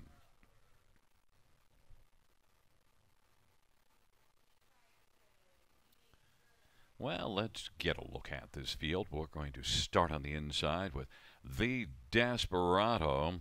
Well, look at last race. Came first up and still managed to win by 2 1/4 lengths, 20 2/3 panel to get away with from the field and then be strong coming home. The Desperado now gets the inside post, but is moving up substantially in class. We'll see if the Desperado can continue off that fine last performance. 3 out of 6 in the top 3 on the year. Now he's 5-1 on the board. 9 Cash and Colin Kelly is 12-1. Now last race did finish a second, but placed back to third, but still had to overcome a couple of breaks late in the mile, and is one that also shows some flashes of speed. That last race, if she could stay flat here, she could be a pretty solid factor. Can handle racing from off the pace. 11-1. Number 3, Victoria Has a Secret. Well, this one hasn't raced since March the 13th, and Victoria Has a Secret. 5 out of 7 in the top 3 on the year, though. Victoria Has a Secret maybe is one that you could cuddle up to. Post position 2, 5-2. You get Travis Henry and Brittany Kennedy. Certainly, overall, the record this year is good, but has been off since March. Won March 6th at London, going a mile and a 16th. And let's look at number 3, Herb's Journey. And Herb's Journey is one that, well, the last 3 starts weren't great, but all 3 were tough posts. Now gets a better post position. Herb's Journey is right now 5-1 on the board.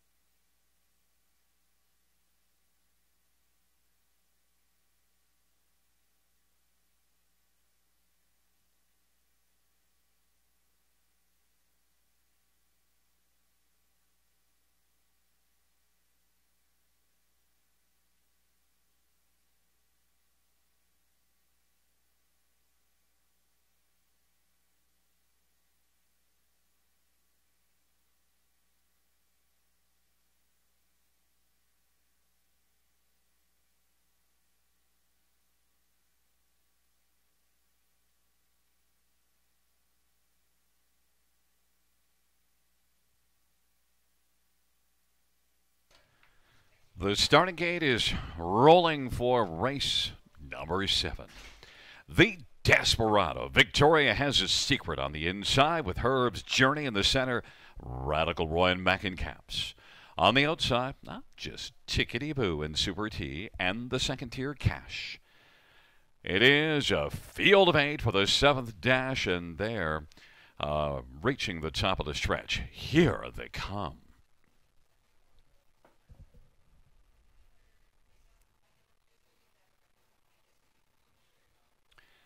The field for the 7th race is at the start of the rough, and Victoria has a secret. Mackin Cap Super T from the outside bolts out quickly. Then Radical Roy is racing fourth and off stride when Herb's Journey on into the backstretch. The Desperado came out fair, working in front of Cash as they work into the backstretch, and then it is I'm Just Tickety Boo.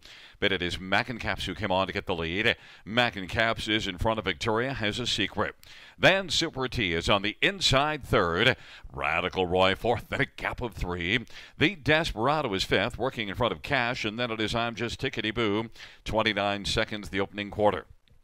Mackin Caps at 25-1 has the lead, and the advantage is a length and 3/4. Victoria has a secret, is snuggled into the pocket as they race the way off the turn, and Super T is racing third. Radical Roy is on the inside fourth, and then a gap of 4. The Desperado and Cash, and a break from I'm Just Tickety Boo.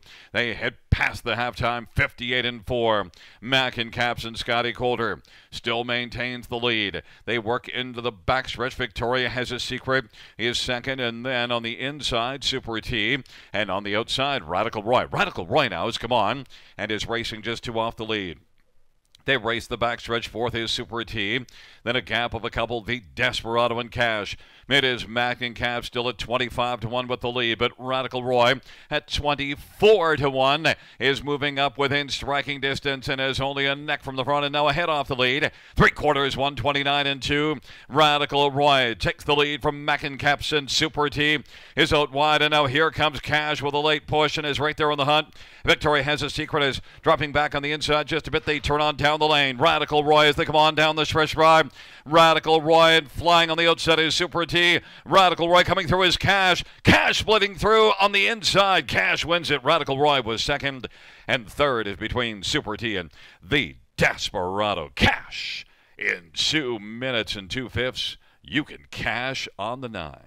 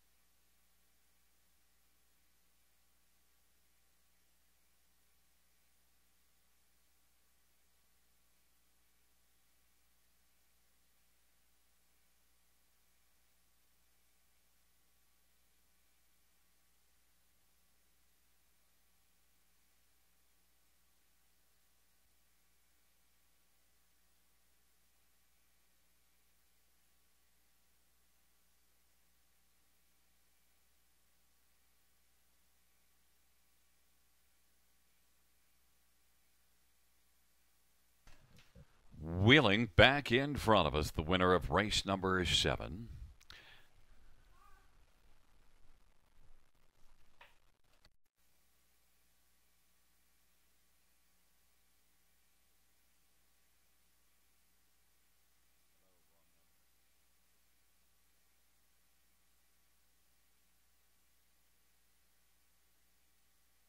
There's a look at the winner. Number 9, Cash. Cash is a 4-year-old Justice Hall Bay mare. Owned by Caitlin Graham, was also the trainer. Colin Kelly is the winning driver. It's the 5th win for Cash. 2 minutes, 2 fifths.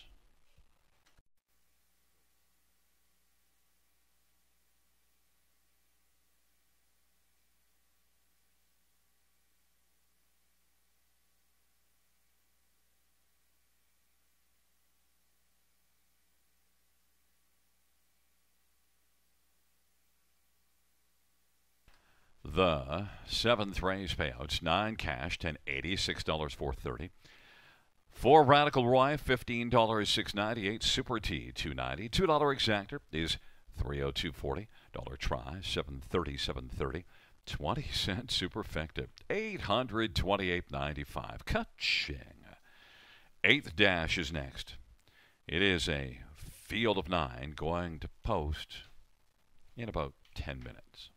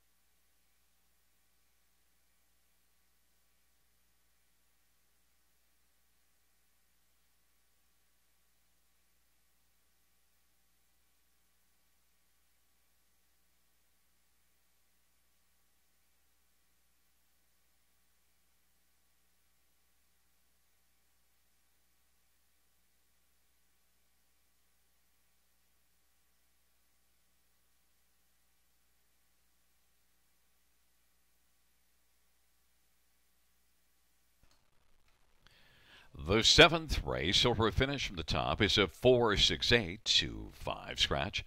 7-3-1. That's 4-6-8-2-5 scratch. 7-3-1.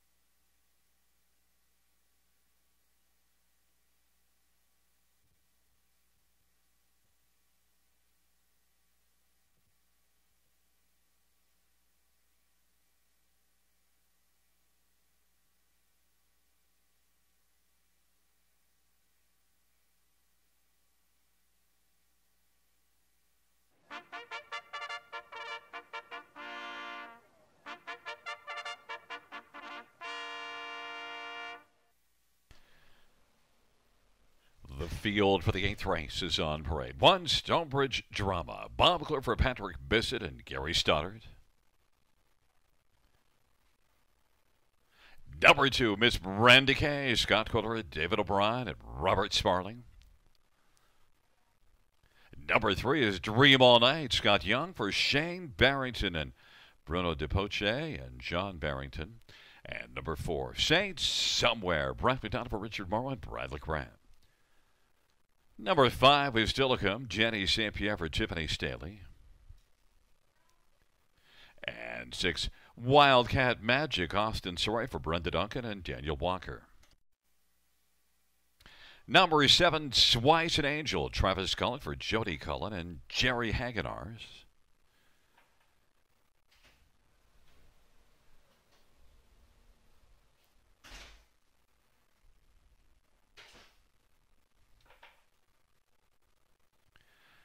There is 9, Mocking Beauty, Phil Hudai for Jack Powell and John Powell and Harness Horsepower.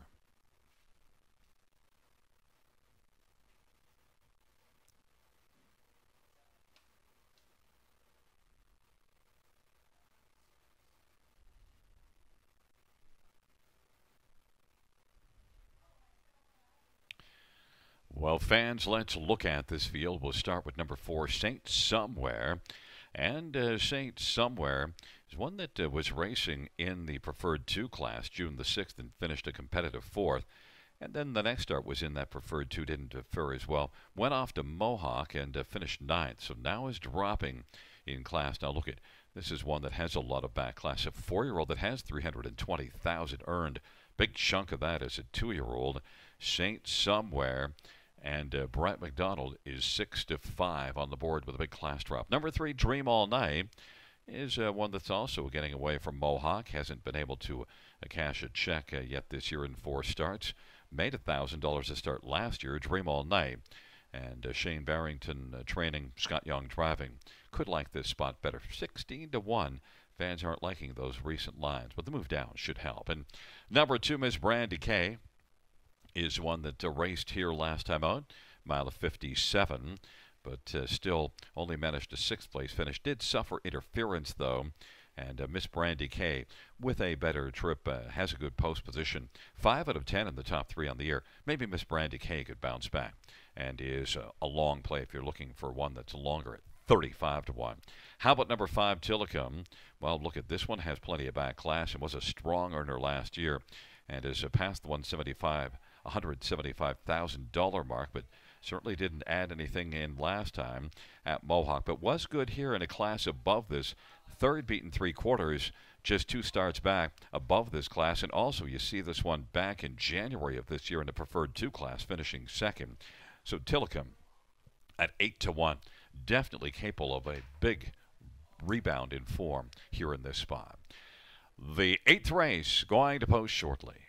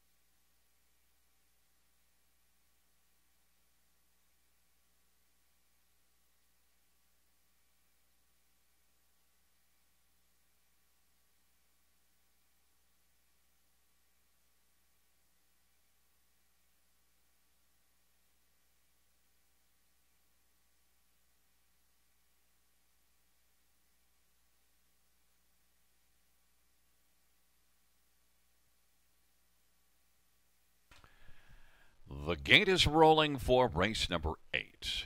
Stonebridge Drama, Miss Brandy K, and Dream All Night on the inside.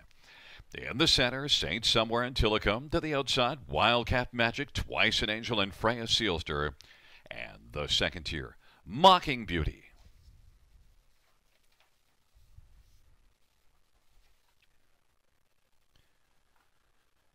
It's a field of 9 for the 8th race. They are into the stretch. Here they come.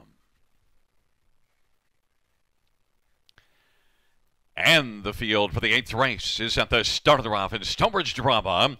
Saint Somewhere, Miss Brandy K, and Dream All Night, and Mocking Beauty now scoots through to the inside and takes over 3rd, as Saint Somewhere is now 4th. And then it is Dream All Night who's 5th away. Then it is Tillicum and Wildcat Magic and Twice an Angel. And then back to the trailer, Freya Sealster. They race their way on to the opening quarter. Stonebridge Drama leads by about 2 1/4. Miss Brandy K is 2nd, and Mocking Beauty 3rd. And on past that opening quarter they go. Saint Somewhere is 4th, and Dream All Night is 5th as they work around the turn. Then it is back to Tillicum and Wildcat Magic and Twice an Angel. And the field works their way off the turn, and they roll on towards us. And on the outside, Mocking Beauty is moving up and challenging Stonebridge Drama. Mocking Beauty is trying to come on and grab the lead from Stonebridge Drama, who still has inside advantage. Mocking Beauty, to come on past the half, is now able to clear to the lead. Stonebridge Drama is filling the pocket. There goes Saint Somewhere to the outside. And that opening quarter at 28-1, they race the way on past the half. We'll give you that time shortly. Into the backstretch, Saint Somewhere racing on the outside, and is 3rd, and 4th is Miss Brandy K. And then it is back to Dream All Night and Tillicum. And then it is Wildcat Magic and Twice an Angel. And they hustle on by 3/4 off that 57 3/2. They work by 3/4. Mocking Beauty has the lead right now. Mocking Beauty in front, but the lead is dwindling. It's down to just about 3/4 of a length on the outside. Saint Somewhere, Stonebridge Drama, and Miss Brandy K. 3/4 was 1:26-4, and they turn for home. Come on down the stretch.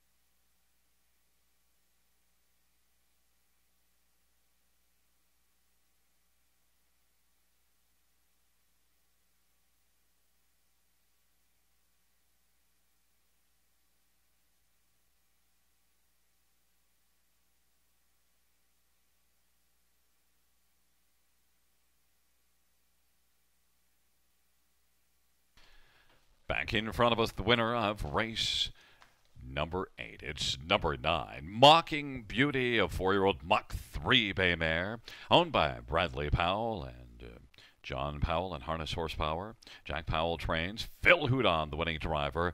It's the 5th win for Mocking Beauty, 156-4. That's a new career best.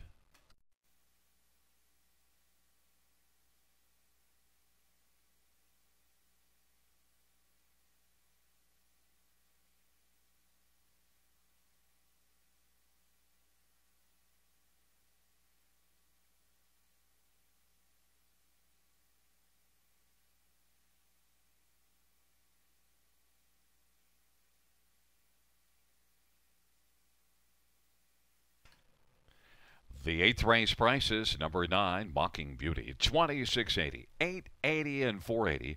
5 till come, $5.50, $3.94. Saint somewhere at $2.60. $2 exactor, $102.50. Dollar try is $216.75. Dollar super is $738.80.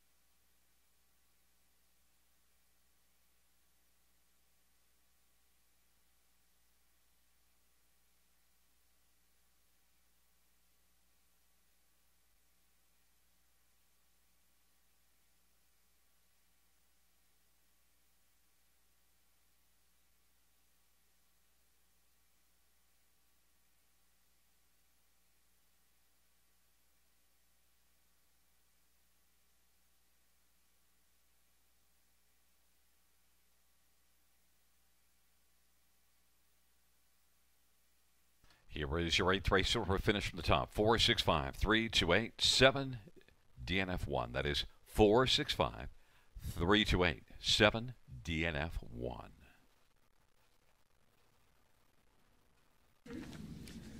Late double time here on Canada Day at, whoa, I was going to say Woodbine Walk Park. I knew that was going to happen. All right. You didn't say it before. No, I was like, but earlier on, I was like, I almost said that. All right. Double time here tonight at Grand River Raceway, and we're going to cap off the card with two divisions of the Ontario Sire Stakes Grassroots for 3-year-old trotting colts and geldings. It's been a fun night to this point, and here in this 9th race, I'm going to land on number 1, Remember Titans, who is starting right from the rail and will look to be first at the line to break his maiden. This Sean Stacey trainee has finished second in both of his starts this season. As a rookie, he actually had 3 runner-up finishes in 8 efforts, so you start to wonder, though, does he have that case of second-itis? 5 runner-up finishes and 10 career starts. But right now, he is showing that he has got the speed, and I think he's got the ability. This will be the group for him to break through. Most recently, he trotted a mile in 1:55, finishing second in a maiden at Woodbine Mohawk Park, a race that was won by a horse that went on to win an OSS Gold event on Sunday night at Georgian Downs. So Remember Titans is the play for me. He's got some good competitors just to his outside. Are You Kidding Me? Blue Chip. This is a 3-year-old gelded son of Muscle Mass. He's also got 2 runner-up finishes in 2 starts. He'll have to pick up his speed a little bit there. How about the 3 CrossFit Mouse, a Luke Blay trainee who got prepared for this start with a good qualifier in 2 minutes flat here at Grand River a week ago. So familiar with the surface and looking tuned up and ready to go for tonight's race. The other one we'll throw in is the 6 Perpetuate, who I think could have a real nice season here in the Ontario Sire Stakes, but it is his first start and there is a lot of speed to his inside. So we'll look for number 6 Perpetuate to come along the end, and one to keep your eye on as the season rolls along. So for yours truly, it's 1-3-2-6 here in race number 9. It kicks off the late double.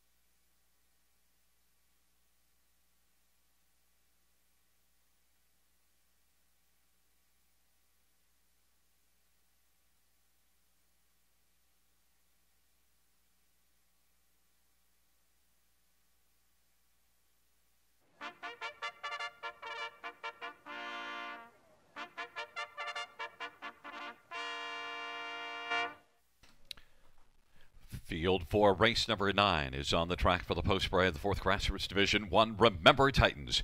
James McDonald for Sean Stacy and Landmark 12 Racing.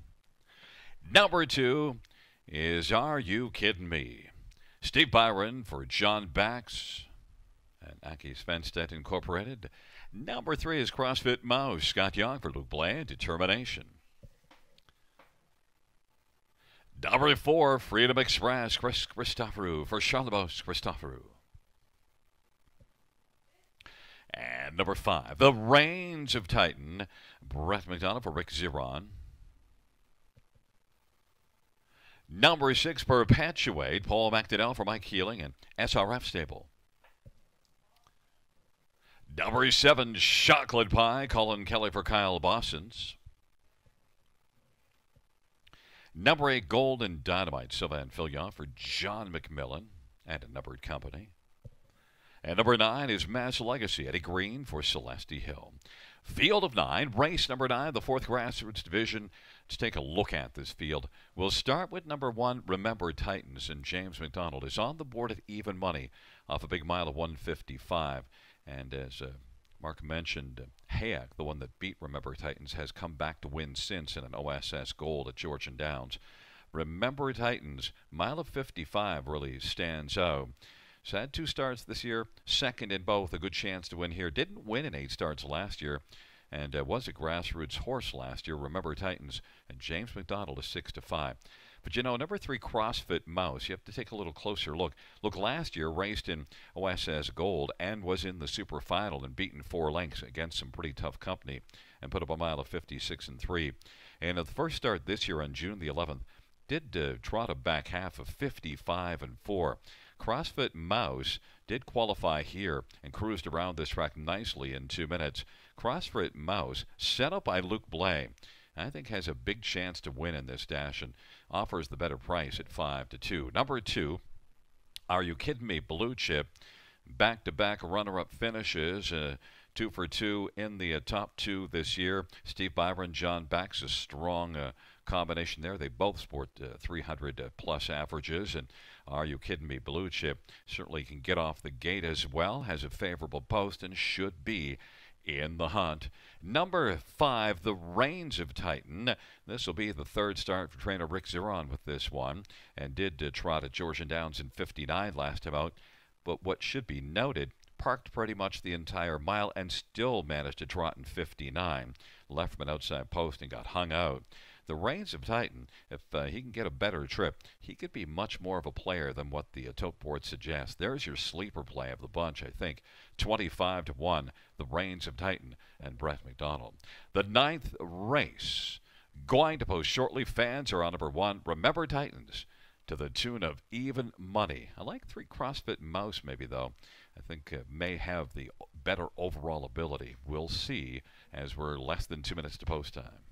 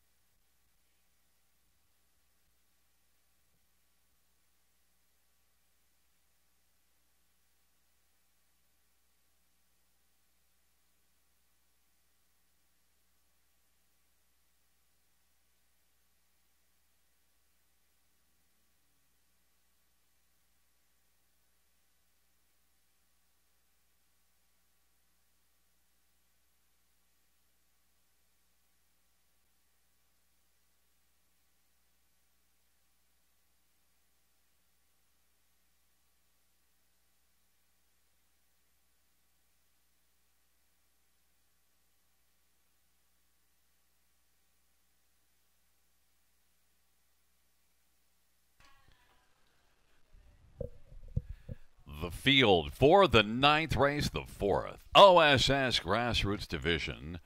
Taking up positions, Remember Titans, Are You Kidding Me? Blue Chip and CrossFit Mouse on the inside. In the center, Freedom Express in the Reigns of Titan. To the outside, Perpetuate and Chocolate Pie and Gold and Dynamite. And the second tier, Mass Legacy.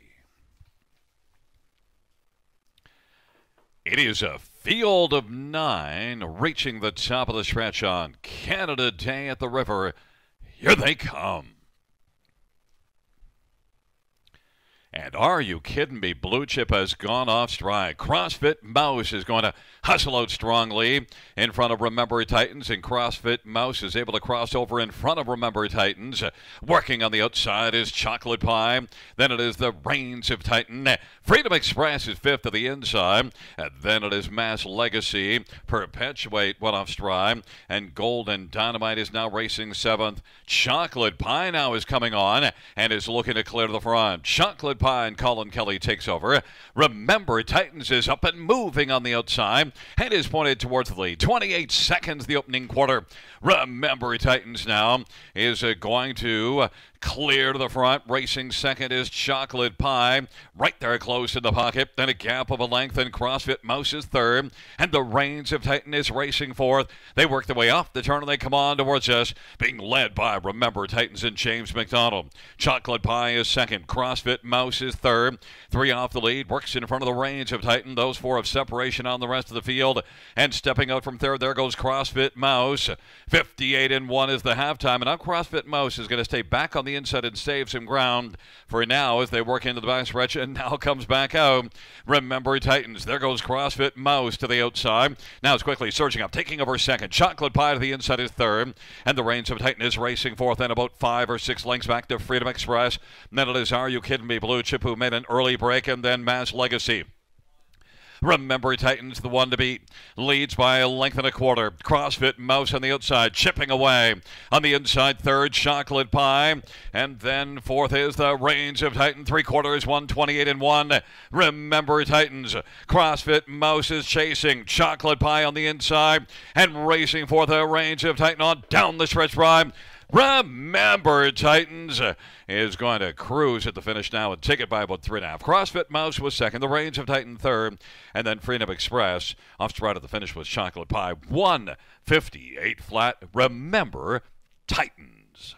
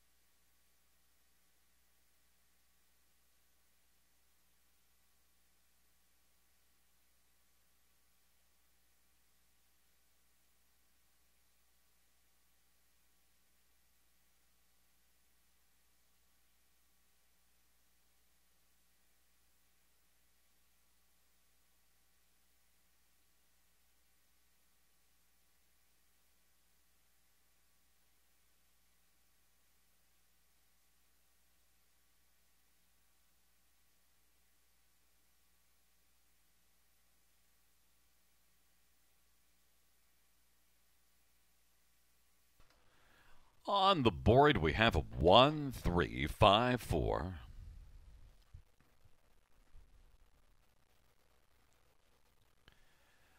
Wheeling back in front of us, the winner of race 9, the 4th Grassroots Division.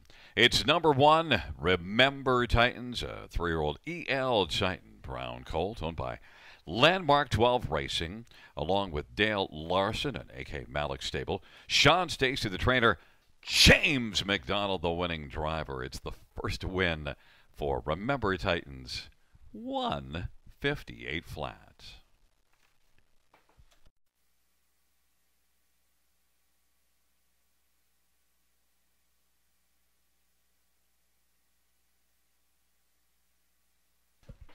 The 9th race payouts.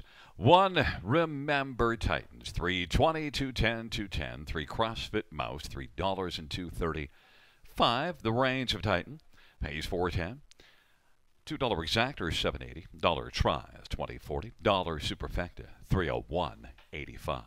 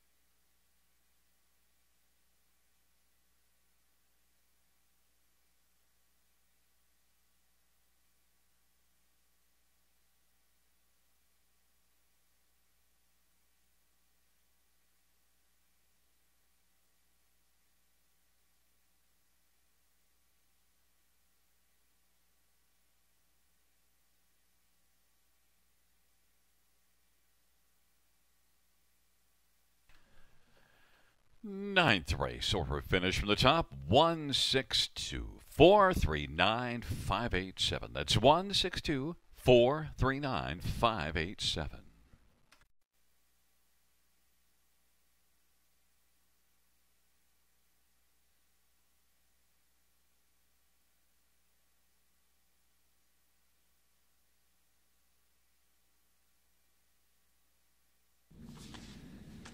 10th and final race is coming up here on this Canada Day at Grand River Raceway. Mark McKelvey with you for the final time here tonight, and it's been a fun evening of racing here in Elora, and we're going to cap things off with the Ontario Sire Stakes, grassroots for 3-year-old trotting colts and geldings. We'll see who can take home this 5th and final division. In the 9th race, I touched on a Luke Blais trainee. Well, I'm going to land on a Blais student here in the 10th. That's number 4, Field Gunner, who broke his maiden last time out, winning by 8+ lengths here at Grand River in 2 minutes and 2/5. Now, Bob McClure is going to team back up with this 3-year-old for the first time since 2 starts back. He was a $200,000 Harrisburg yearling buy. So, of course, he had the pedigree. Now he's got to try and live up to the potential, and sometimes it just takes one win to get the ball rolling. I'll look for Field Gunner to come through in the finale. Number 8, Ongoing Royalty, should make things interesting. This Ben by Argent trainee does have the outside starting spot, but he's also got the confidence boost from breaking his maiden in his most recent outing. Just 2 starts to this point in his career. He is now a winner, and that was a tough enough trip, which I think is probably going to have him ready for what will be a grinding effort coming from post 8 here tonight. We'll also touch on the number 1, True Brew, who needs to behave but can hug the rail to probably get a piece. Number 2, King of Hearts, probably in the right spot here tonight to get an inside starting spot and probably be able to get a minor share. And number 9, Dark Guy, the hobbles come off, starts from the 2nd tier, and has got a little bit of speed to follow off the wings of the gate. So we gave you 5 numbers there, 4, 8, 1, 2, 9. Super high 5 wagering is available on the finale. Hopefully you've had some success up to this point. If you haven't, here's your final chance. It's time to go out a winner. Best of luck with your wagers, and thanks for joining us here on this Canada Day at Grand River Raceway.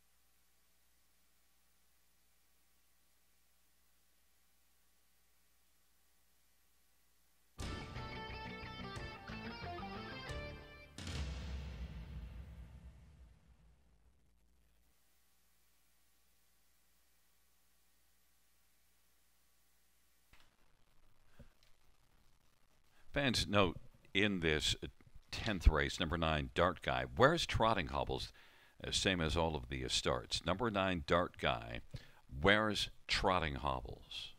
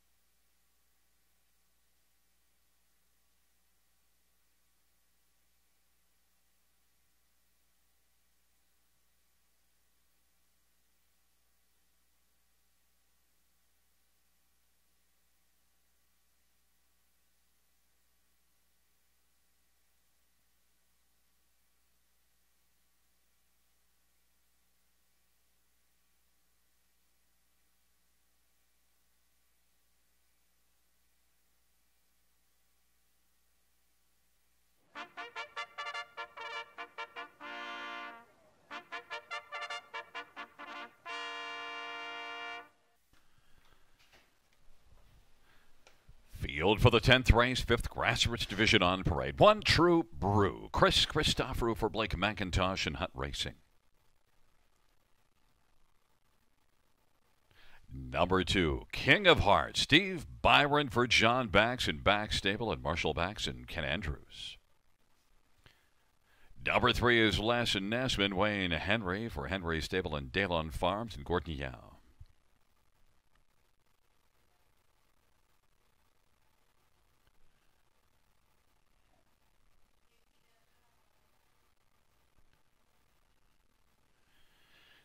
Number 4, Field Gunner, Bob Clifford, Luke Blaine, Determination.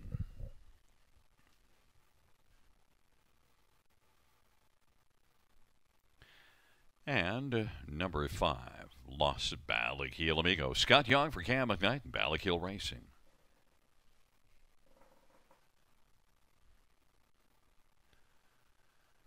Number 6, Spun from Magic, Mike Saftik for Colonel Schneider Jr. Number 7, Mass Man, Scott Quiller for Susie Kerwood.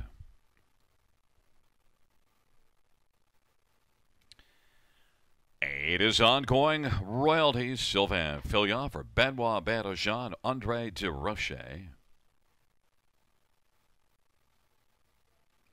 And number 9, Dart Guy, Phil Hunan for Jerry Duford and Homestretch Holdings, and Lloyd and Barbara Tiley. Field of 9, race number 10, final dash, and we're going to take a look at this one. There's a couple of standouts in here. We're going to start with number 8, Ongoing Royalty, although the money is on for Field Gunner. Number 8, Ongoing Royalty. Tough post position, but no stranger to tough posts. Post 10 in each of his 2 starts. Now look at that last one. Parked every step of the way and still was able to come home with a final quarter of 27-3 at Mohawk to win in 158-3. Ongoing Royalty for the high percentage barn of Benoit by Edoja, Sylvain Filion driving. Ongoing Royalty, more in serious regard, is getting a lot of action despite the post at 5-2. Number 4, Field Gunner, and we heard Mark mention a $200,000 yearling purchase, and won here pretty convincingly last time out by 8.5 lengths. The 2 previous starts has had only 3 starts, both of those just 4th place finishes in maidens at Woodbine, but may have it rolling now. Sent up by Luke Blay, Primetime Bob driving, and there he is, Field Gunner, and Bob rolling past us on the board at even money. Number 1, True Brew. Well, qualified June the 2nd in 2 minutes, a solid qualifier, and then raced at Georgian Downs and was in good position, and then made a break at the top of the stretch and down the stretch drive. So True Brew, who was going very well, would have had a nice outcome, I think, in that first start of the year after being 0 for 7 in the top 3 last year, was looking to have a chance to win.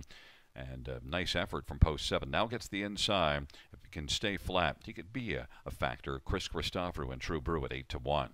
And number 2, King of Hearts, is one that, made a break last race at the beginning and yet came on third, beaten just 3/4 of a length. That's very nice. And a 57-2 back half. King of Hearts was pretty fine and did win at Georgian Downs the start before it going all the way on top. 59-2. Gets post 2, should have a chance to hustle out and make the lead. Might go a long way. 7-1 is the price there on King of Hearts. It is a super high 5, and if you're looking for one more, note that Dart Guy does wear trotting hobbles, and you do see 56-2 last time out with a pretty substantial back half of 56-2.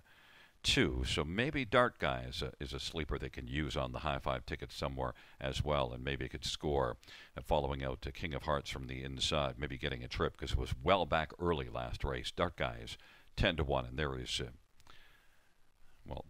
that is a look at number 6, Spun from Magic, and Mike Saftik for Colonel Schneider Jr. Spun from Magic is 35-1. 10th race, it is a field of 9. The final dash on a glorious Canada Day at the River. Less than 2 minutes to post time.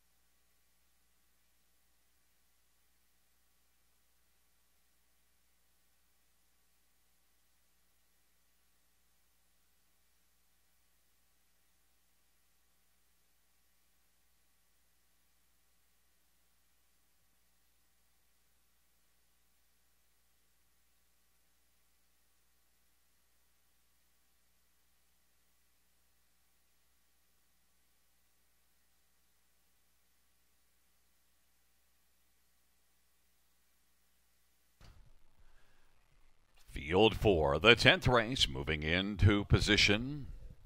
Gate is rolling. True Brew, King of Hearts, and Les Nesman on the inside. In the center, Field Gunner and Los Balaquilamigo to the outside. Spun for Magic Mass Man and Ongoing Royalty. And the second tier, Dart Guy.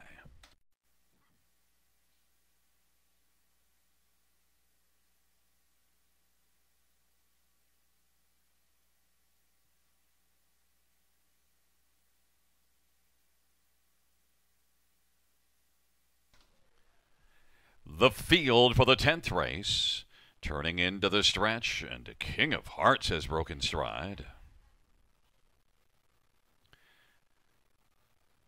Field for the 10th race is nearing the start, and off stride now is Field Gunner has gone off stride. Los Balaquilamigo, Les Nesman is off stride, and also with the break is Spun from Magic. Field works around that first turn, and right now it is Los Balaquilamigo who's got the lead. And now Ongoing Royalty is moving up, and Ongoing Royalty is looking to go on and take the lead, and driving up on the outside. Now clears to the front.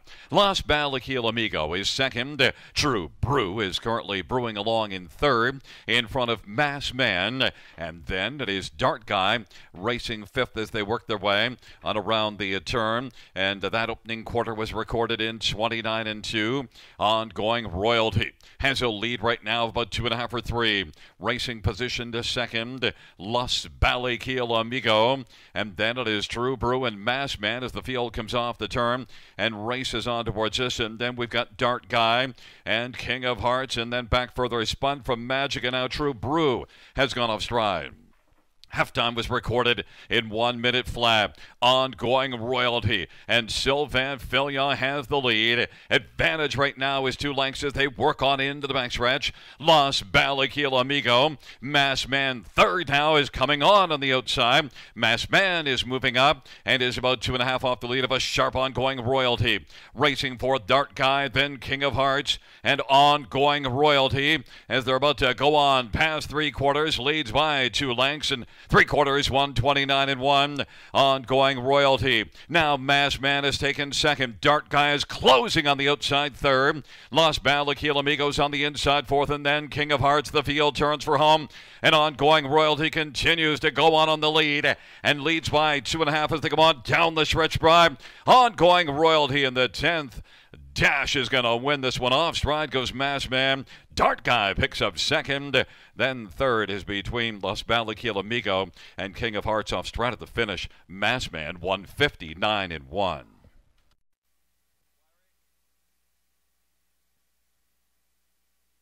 Bands the inquiry sign will go up. Judges reviewing the breaks in stride.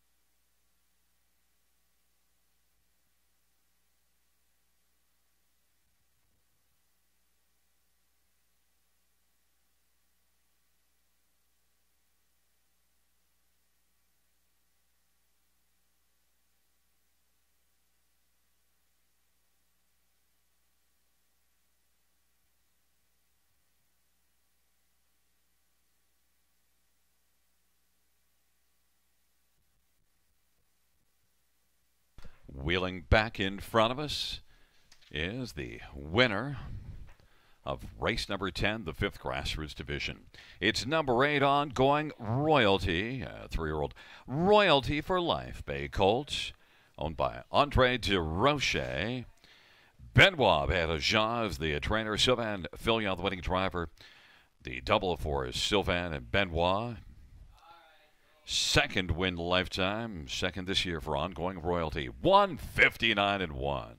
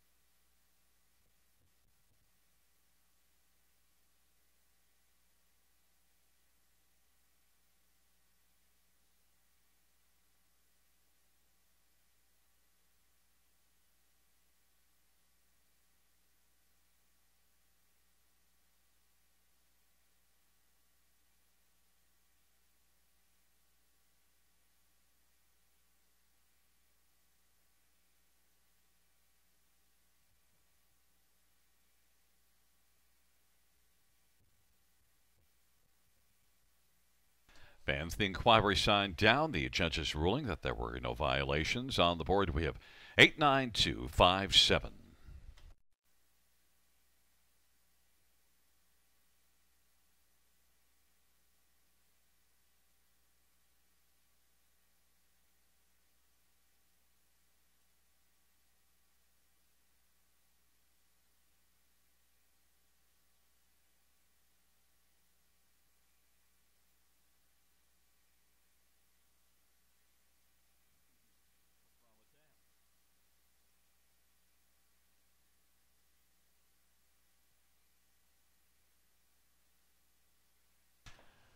The 10th race of payouts. Number 8, ongoing royalty. 880, 470, and 580. 9, Dart Guy, 1310 and 720 and 2. King of Hearts pays 480 to show. High five carryover into Friday night of 7,261. The $2 exactor, $93. The dollar try, $350.80. The double is $23.10. The dollar pick 3, $120.90, and the dollar win 4, $742.80.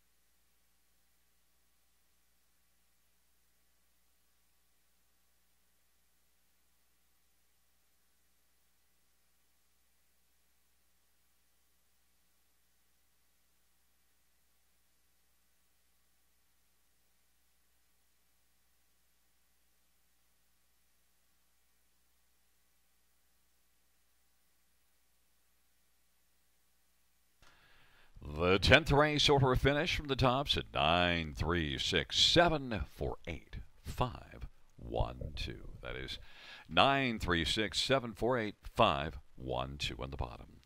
Well, fans, that concludes the live harness racing program for this Canada Day here at Grand River Raceway. Action resumes on Friday night. Our first race will go to post at 6:30 p.m. Buenas noches, amigos.